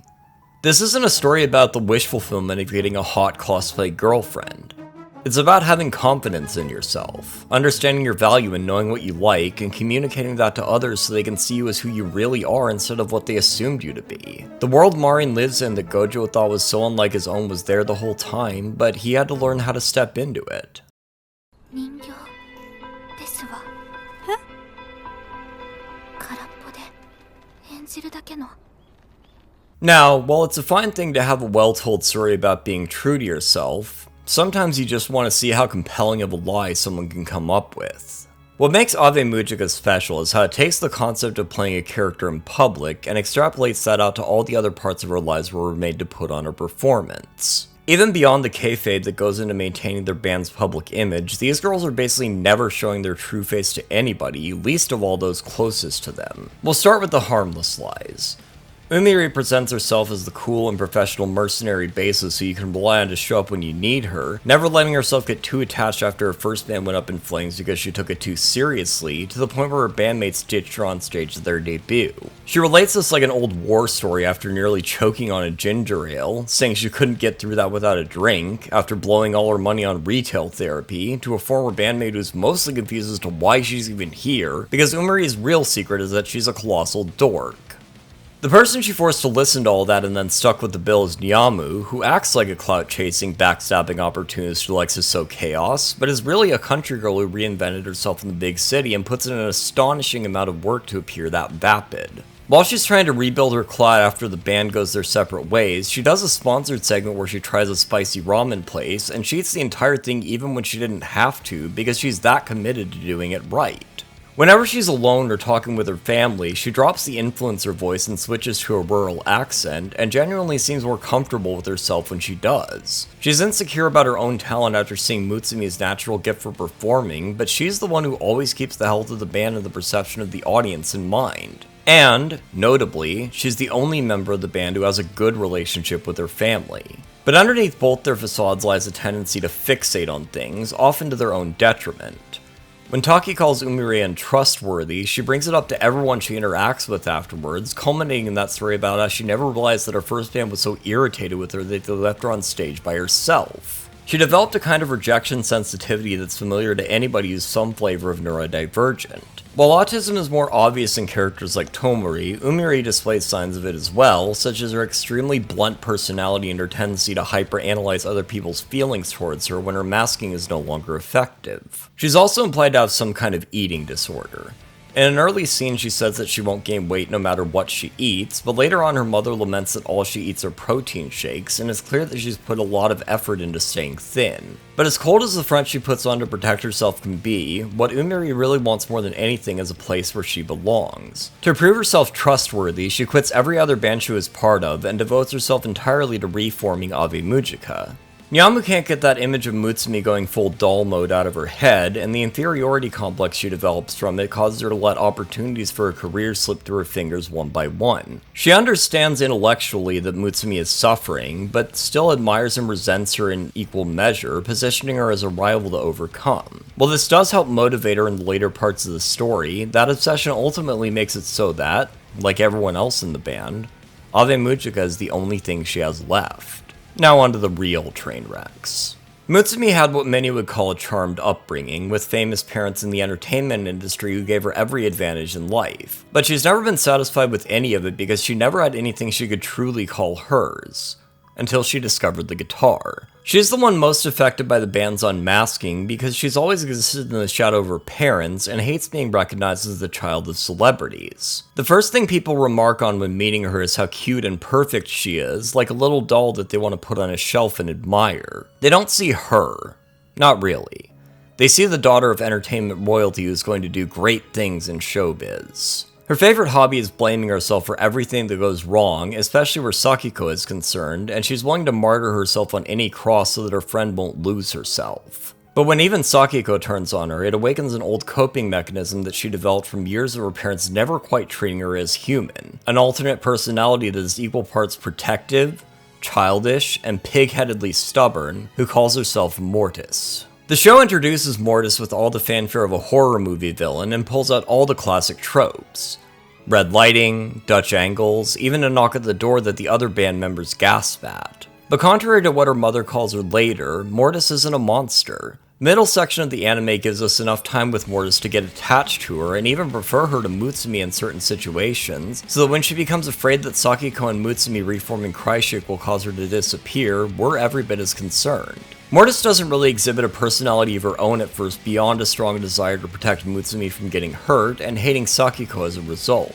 She frequently mimics other people, down to the minute details. She quotes the speech that Sakiko gave to Kreishik verbatim, and later perfectly recreates a scene from one of her mother's most well-known roles. Sakiko blames herself for this, calling her a hollow shell that can only act. Once Mortis connects with the girls from MIGO, she starts showing more interests of her own, taking a particular shine to Rana. This lack of identity outside of being Mutsumi's protector is what makes it all the more chilling that she's afraid she'll go away after Mutsumi tells her that she's been doing such a terrible job at it. This is represented metaphorically by the fact that, as a distinct alter from Mutsumi, Mortis can't play the guitar. She's far more sociable and able to act the part of a celebrity in public, but incapable of actually performing her role in the band. She also can't conceive of solutions to problems beyond a child's short-sightedness, probably because she's been watching out for Mutsumi since she was a child, and this part of her never actually grew up. She thinks that if she can just let Mutsumi out occasionally to play the guitar, the band will be saved, but she doesn't seem to comprehend that Ave Mujika already disbanded weeks ago.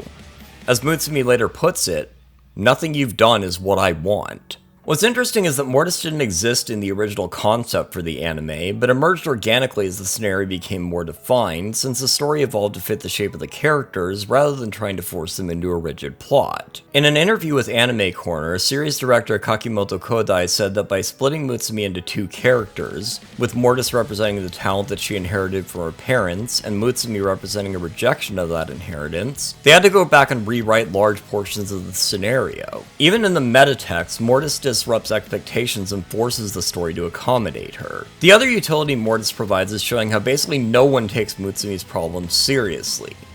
Because she stays so quiet and keeps everything inside, people tend not to notice how much she's struggling until it's far too late. Even when she has a full-blown public meltdown, switching rapidly back and forth as two of herselves argue with each other, people assume it's a piece of performance art that's hinting at Ave Mujika getting back together, because someone that talented couldn't possibly be struggling with mental health, right? That said, the girls from MIGO do take her seriously, especially Soyo, in a nice moment of redeeming herself after she directly contributed to the stress that originally sent Mutsumi over the edge. Seeing her public meltdown is what finally shocked Sakiko into trying to repair the damage she did, and both she and Mutsumi get closure with the other former members of Kreishik by performing Haruhikage together. But Mortis' fate is still up in the air, and when Umari decides to reform Ave Mujika, she helps her learn the guitar anew, promising her, "You will become something real." She gets good enough at mimicking Mutsumi's guitar playing that she can almost pass for her, but after the schism between them grows so extreme that Mutsumi dies, Nyamu calls out Mortis' pathetic imitation of her for what it is. Nyamu has spent the last few episodes watching her career go up in flames because Mutsumi's natural talent has been living rent-free in her head, giving her a critical case of imposter syndrome. But she doesn't hold any of it against Mortis, realizing in that moment that she couldn't possibly be the monster that her mother describes her as. Later, backstage before Ave Mujika's reunion performance, Nyamu professes her love. She passes it off as just rehearsing her lines, but it feels too genuine for that. And finally, on a small stage at the live house that's a far cry from where they're used to performing, Mortis finds the part of herself that she lost and becomes one with Mutsumi again. But she's still in there. Somewhere. It's a portrayal of dissociative identity disorder that goes out of its way not to stigmatize any of the characters involved. Mortis' childlike tendency to throw temper tantrums or refuse to keep walking because she's tired are endearing in a way that makes the audience feel silly for ever being afraid of her. We also feel her frustration with Mutsumi for always prioritizing someone who doesn't see how much they've sacrificed for her, while at the same time recognizing how Mutsumi is fine with that arrangement because it should be her choice. The core conflict doesn't come from Mutsumi having more than one personality, but rather that they aren't in harmony with each other. But that's got nothing on the mess inside Sakiko's head. It started with her mother's death. Since she was the only other member of her immediate family besides Sakiko herself who had a direct link to the primary Togawa bloodline, it put her father on thin ice, which he then crashed through for a reason she doesn't learn until near the end, and finding out even that much was the resolution to a mystery that permeated all of the previous series, It's My Go. With her father now disgraced and drowning in alcoholism, Sakiko's grandfather, Sadaharu Togawa, all but orders her to abandon the man to his fate and become his daughter instead, saying that she's the one reminder of her mother that he has left. In response to this, Saki flees, stopping only to take her own memento of her mother, a doll that she later used as inspiration to develop the lore behind Ave Mujica. She tracks down her father and dutifully cares for him like she believes a good daughter should, bailing him out of jail every weekend and working her butt off at various part-time jobs in order to stay financially solvent. She goes to a cheaper school because she can't afford the Rich Girl Academy without submitting to her grandfather. She even quits a band that she genuinely enjoyed being in before her whole life fell apart, because they don't have the power or connections she needs to realize her plan. Ave Mujica is an immediate smash success, and the reason she clings to it with an iron fucking grip is because she's not lying when she says it is all she has left. If she can make this work, she'll never have to submit to her grandfather or his plans again. But when she pushes Mutsumi so hard that Mortis comes forward to protect her, the dream falls apart, and she spends the middle section of the anime being pulled back under her grandfather's thumb. Whenever Saki is faced with something she can't accept, or gets called on her bullshit, or in Mortis' case, both at once, her default reaction is to physically and emotionally shut down. To become a doll. And it's at this point where we come to understand that it's the only thing she feels she can do after growing up in an environment where she was expected to sit there, look pretty, and not do anything to disgrace the family. Kreischick and Ave Mujica were amusing little attempts at rebellion, but she believes that she can't escape her fate and pushes away anyone who offers to help her break free. While the series takes influence from a variety of sources ranging from revolutionary girl Utena to early 2000s goth metal, an unexpected touchpoint is how Sakiko and her other bandmates make reference to the story of Jesus and the apostles who betrayed him during the Last Supper, which is appropriate for something this goth. The kanji used to write Sakiko's name, Saki-ko, can be alternatively read as Lamb of God, and the other band members' stage names all reference the emotional flaw that led to each disciple's betrayal. Peter, who feared, John, whom he loved the most, and James, the first to be martyred. That means the only one we're missing is Judas. I mean, it's not an accident that the show opens with a song called Kill Kiss, nor is it a coincidence who sings it. The chorus of the song even alludes to the name Judas, giving two gendered variations and a gender-neutral one in the middle, which only makes sense once the final pieces fall into place. Uika Misumi is an even bigger mystery than the rest of the band for most of this series, and only appears in the background during the whole middle arc where Saki tries to reform Kreischick to bring Mutsumi back. When she does come back into the plot, she's dragged almost kicking and screaming by Nyamu, and the rest of the group convinces Sakiko to put Ave Mujica back together instead. Until the very last scene of that episode, all we really know about Uika is that she was a friend that Sakiko met as a child at her family's summer home on an island, she came to Tokyo to become an idol, and her dream is to be together with Saki forever to a frankly uncomfortable degree. But the truth is, she was never really Uika at all. Hatsune Misumi is the illegitimate daughter of Sadaharu Togawa, Sakiko's grandfather, who didn't have a direct link to the bloodline because he married into the family, making her one hell of an inconvenient bastard. Her mother, his former housekeeper, was given hush money and instructions to keep Hatsune away from Sakiko, the true blood heiress, but all this did was turn Sakiko into a fixation that became an obsession. A girl who got to have the childhood that was denied to her. She looks similar enough to her sister that Saki mistook Hatsune for her when Uika fell sick, and they spent all day playing and shared a beautiful moment together under the stars that night. Later, when she fled to Tokyo after her adopted father died, she pretended to be Ueka again and achieved her sister's dream of becoming an idol. Then she made the mistake of trying to reach out to Sakiko. Confiding in Saki's father, she revealed how she had been kept away from the main family as an inconvenient secret, and that was the push that sent all the dominoes crashing down. Saki's life fell apart because her father was too good of a person to go along with hiding Hatsune away, and Hatsune blames herself for all of it, but she can't stop herself from dreaming of being together with Sakiko, something the other girl made all too easy for her when she invited her to join a band. Now, we shouldn't ignore the subtext here. The story very obviously frames Hatsune's obsession with Sakiko as romantic in nature, and it doesn't go unnoticed by Saki either. This upset a lot of people when the reveal first hit, but in my opinion it fits perfectly with the gothic horror influences that the series has been using as inspiration the whole time. The Victorians were, like, obsessed with incest, so it kinda comes with the territory, but I also genuinely think the story wouldn't work without it. Ave Mujica is about the dark side of family and relationships, and functions as a perfect inversion of the found family that Maigo represents. These girls are horribly codependent with each other, and their blood relatives are even worse, with Mutsume's mother calling her daughter an inhuman monster and Sakiko's grandfather trying to keep his illegitimate child hidden just because it would threaten his status. Yamu is the only one who has a normal relationship with her family, but Minami drops that line about being afraid of her own daughter as part of a speech about how Yamu will never get anywhere in showbiz if she keeps being so earnest and sentimental, which is later punctuated with a stage play featuring a guillotine that also gets metaphorically linked to Hatsune and Sakiko's stories. Saki's guillotine comes in the form of a plane that will take her far away to Switzerland. She remarks to herself that this ending seems horribly anticlimactic, and the show seems to agree, playing the ED in place of the OP. But it's here, facing the gallows, that Sakiko finally decides to stop behaving like an obedient little doll. She runs away, ruining her perfect porcelain appearance by scraping her knee and bruising her feet, and sets off to rescue someone who entrusted her with their life. She finds Hatsune in the summer villa on the island where they first met, and after the truth is laid bare, she doesn't run away. Instead, she asks which sister she met at the end of that summer vacation. Hatsune lies and tells her it was all Ueka, but Saki sees through it straight away.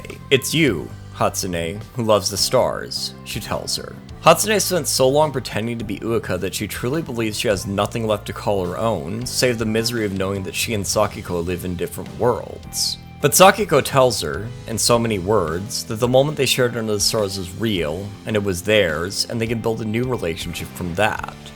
They'll worry about the details later. Incest is a vital piece of the horrifying picture that the story is trying to paint, since it represents a corruption of the traditional family structure that this anime is dead set on tearing down. The anime portrays familial abuse without ever having to resort to showing physical violence by demonstrating how the weight of expectations, of trying to carve away a child's individuality and mold them into a perfect little doll, can cut much deeper. It doesn't even chicken out at the last minute like a similar show, Girls Band Cry, did, by trying to have an episode saying that family might suck sometimes, but they really do love you and want to understand you deep down. The parental figures that Ave Mujica presents us with just plain suck shit, and the story never wavers on that point. For all that he tried to do a good thing, Sakiko's father never lifts a muscle to help her, even after all she did for him. In the end, Sakiko runs away from her obligations and basically blackmails her grandfather into letting her have her band again, remarking to herself that she hates waking up in the morning and wants to stay in the stream a little while longer. Someday, she'll have to reckon with the consequences. But it isn't today, and the rest of the band joins her in that sentiment, reinforcing their loyalty to her on stage and declaring her their new god. This is the part of the anime where trying to construct a literal timeline of events won't do you any favors. The show doesn't clarify how Saki got away from her handlers at the airport or why she and Hatsune show up to her grandfather's mansion in the dead of night, but leave in a truly abrupt cut to a sunny day in the garden, because even if she isn't literally hallucinating Taxi Driver style, Sakiko is no longer engaging straightforwardly with reality. She accepts Hatsune's feelings for her not because she feels the same way, but because she wants to keep the dream going a little longer. And it's by ending on that note, by having these characters choose fantasy over reality, that we finally come full circle. A less imaginative story would end with Sakiko getting on that plane, losing the part of her that tried to make an identity for herself after having her whole life planned out for her. She thought she could escape her pain by turning herself into a doll, and maybe one day work her way up to becoming human, but now she knows that isn't enough. To safeguard the future of her band, to live the way she wants, she must shape her fate with her own hands. she must become God. And to be clear, the rest of the band is more than happy to worship her. They don't exactly have great things going on in their lives, so they turn them over to her. They're satisfied with living in their Lotus Eater machine. They were the ones who wanted Sakiko to resurrect the dream, after all. But they aren't dolls anymore. Ave Mujica rewrites their lore on stage, establishing themselves as knights in the eternal service of the goddess of oblivion, always making their way back to her no matter how many times they try to forget. As each member regurgitates their character arc in turn, exposing all their traumas on stage, they solidify their promise. Where the members of MyGo sang about having each other's backs earlier in the episode as the opening act, speaking their truth on stage, Ave Mujica's performance is all about ritually reinforcing their lie. They'll be together forever, because they don't have anything else. I've spent the majority of this video exploring the nature of fiction and our relationship to the characters therein, but I think there's more linking these stories than that. For one thing, they all prominently feature female characters, and end up having a lot to say about the way women experience the world as a result. It shouldn't surprise anyone to hear that both Japan and the West have a pretty lengthy history with misogyny, and the insidious ways it can creep into everything, even things that seem benevolent on the surface. The thing about misogyny is that it doesn't always manifest in the belief that women are naturally inferior. A lot of the time it looks a lot more like assigning them a role that ostensibly makes them the backbone of society, while offering them little in the way of actual power. As part of its efforts to modernize the country in the wake of the Meiji Restoration, Japan established a number of girls' schools, offering women an opportunity for education. Except, not quite. The curriculum wasn't tailored to general studies, but was instead designed to teach these girls the skills they needed to become ideal wives and mothers to raise future generations. While this aspect of it obviously changed over the decades, the underlying idea of molding young women into a specific societal role stuck around far longer. Holding women to an ideal standard doesn't involve any less structural violence than what typically comes to mind when people bring up the word misogyny, and is often at the root of the worst behaviors that result from people unthinkingly trying to enforce that ideal against those who don't seem to fit into it. It all feeds into the same cycle of systemically oppressing women, even if it seems like you're putting them on a pedestal. As we discussed in the previous section, Ave Mujica is largely about this. The inciting event that set everything in motion was motivated by an unaccountably rich man hiding away an illegitimate love child because it would threaten his status, ruining a man who threatened to expose it all, then trying to hold on to his granddaughter as a keepsake rather than a person with their own goals and ambitions. When Ave Mujica disbands partway into their national tour, he pays for the cancelled venues and ticket refunds, which gives him leverage to control Sakiko again. The fact that he had given Hatsune her idol career as Ueka after she first arrived in Tokyo later allows him to exercise power over her and make it impossible to defy his will, at least until Sakiko refuses to play along any further. Ave Mujica presents a view of socially enforced womanhood that is stifling in the way that it disregards the humanity of the people subjected to it in the favor of molding them into perfect little dolls, while the men who have social and financial power over them don't face any accountability for their sins. If Sakiko's grandfather didn't have the power and influence to so easily do what he did, the story would probably have ended happier for everyone involved. But the show doesn't lead with that, since it would feel too preachy. Instead, we're shown how each of these young women feel like they're lacking something fundamental that makes them human, and when we follow that thread far enough, we can see that it's either directly the fault of a powerful man, or else the way that society at large holds women to an impossible standard that they inevitably fail to live up to. When faced with a reality where men hold all the power and can ruin the lives of women they view as possessions on a whim, wouldn't you want to escape into a fantasy? For its part, Violet Evergarden largely steers clear of directly portraying misogyny, but it repeatedly shows the stories of women who try to carve out their own bits of happiness in the face of society's expectations for them. One of the earliest episodes features Violet's extremely competitive coworker Iris, who has vowed to become the #1 doll in Leiden, as she's lured back to her hometown by her parents in a bid to find her a man to settle down with. Iris, who worked hard to find her own path and get to where she is obviously furious, but doesn't fully blow her top until she finds out her parents invited the one person she didn't want to see to her birthday party. She later reveals to Violet that she had previously confessed her feelings to him, but he turned her down, and deciding to become a doll and work for her own success was a dream that helped her to move past her heartbreak. Her parents didn't do anything they saw as wrong, but the generational gap led to layers and layers of miscommunication and things left unsaid that only the letter Violet drafts for her is able to communicate. In a later episode, Violet finds herself writing public love letters on behalf of Charlotte, the Princess of Drossel, who is in the process of being married off for a political alliance. The story ducks cliché by revealing that Charlotte couldn't be happier about the marriage, and even pushed for it herself. She met her fiancé after dipping out of her 10th birthday party to cry in the garden because literally every man there was a suitor, and no one paid attention to what she wanted at all.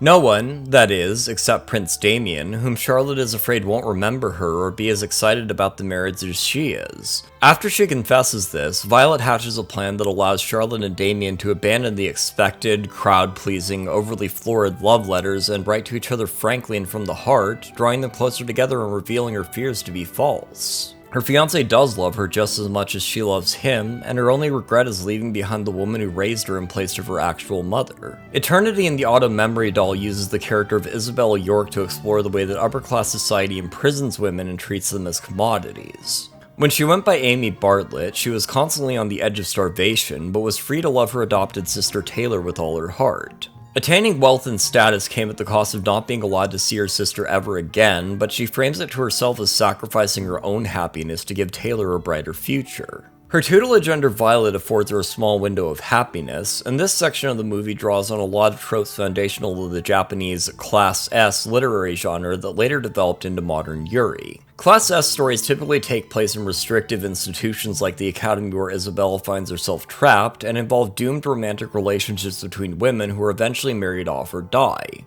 The majority of these stories even specifically take place in the Japanese girls' schools I mentioned earlier, institutions which in real life often permitted same-sex relationships between students, with the understanding that it was to practice for their eventual heterosexual marriage, and that the relationship was a temporary thing that would end when they graduated. Things never actually turned romantic between Isabella and Violet, but Isabella does textually harbor romantic feelings for her in the novel that the film is based on, and within this section, Violet very neatly slots into the girl prince role found in a lot of stories that were directly influenced by Class S, even stories that aren't technically girls' love. Isabella is eventually married off and trapped in a new sort of prison, but by the end of the film, Taylor's letter gives her the strength to endure it in the hopes that one day they'll meet again.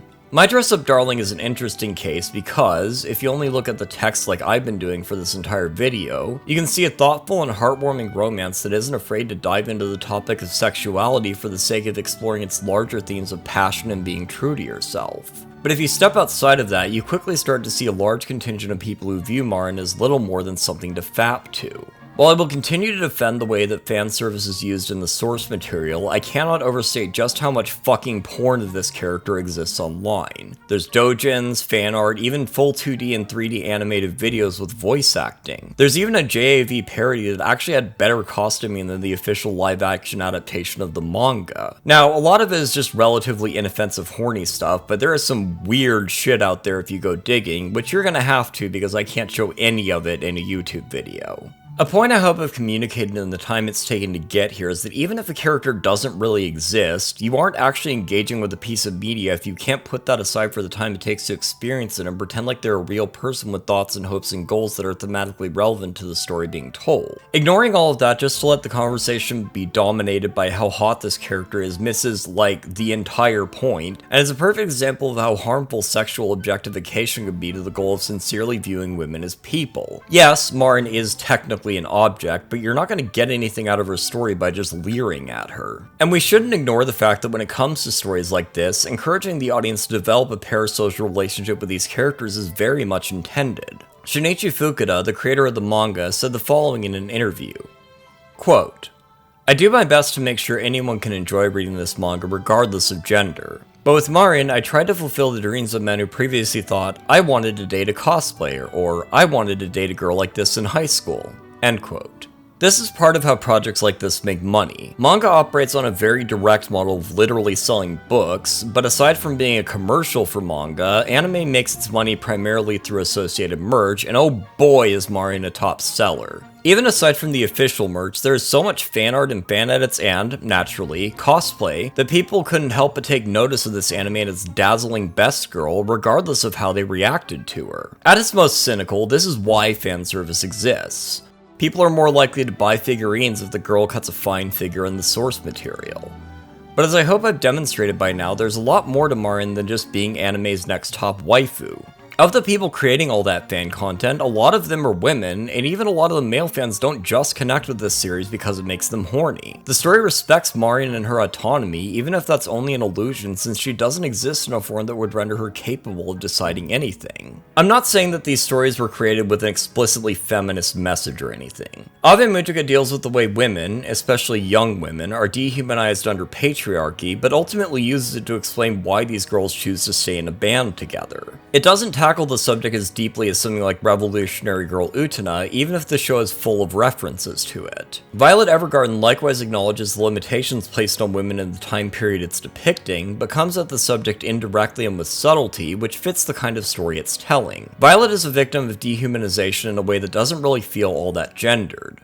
The story is more about her journey to understand her humanity in general than womanhood in particular, and for My Dress Up Darling, misogyny is almost entirely absent from the actual story, save for that dude Marin tells off at the hair salon who doesn't matter except as a way to establish how she's not ashamed of being an otaku. All the actual misogyny comes from outside the fiction. To put it another way, none of this is the primary focus of these stories, but it's still helpful to think about because all fiction reflects the societal conditions in which it was created. By consequence of treating their female characters like real people, all the stuff we've gone over in this section comes up organically in the process of telling their stories. There's always something you can learn from fiction that's a little easier to get your head around than pure theory, and the emotional investment you develop with these characters makes it more likely to stick with you. A common sentiment that comes up whenever someone spends this much time obsessing over intertextual parallels is that it's not that deep. On some level I get it, but looking for connections between seemingly unrelated media is a lot of fun, and it satisfies the part of my brain that likes looking for patterns. There are so many connections you can find if you go looking for them, and often you can find something that feels profound. The entire previous section is something I kind of discovered naturally through writing this script, and wasn't even something I considered during my initial outline. As I brought up before, both dolls and fictional characters serve an important purpose as analogs for humanity that we can project ideas onto and see them play out. Storytelling is a fundamental human impulse, and examining the ways we go about it can reveal deeper truths about ourselves. Fictional characters are ultimately tools for telling a story, but the best stories make it easy to forget that and get lost in a world of pretend. So the next time you find yourself thinking that maybe a story is a bit too silly and you're reading a bit too much into things, remember that playing with dolls isn't anything to be ashamed of. They might not be real, but the same isn't true for what they make you feel. Thanks for watching.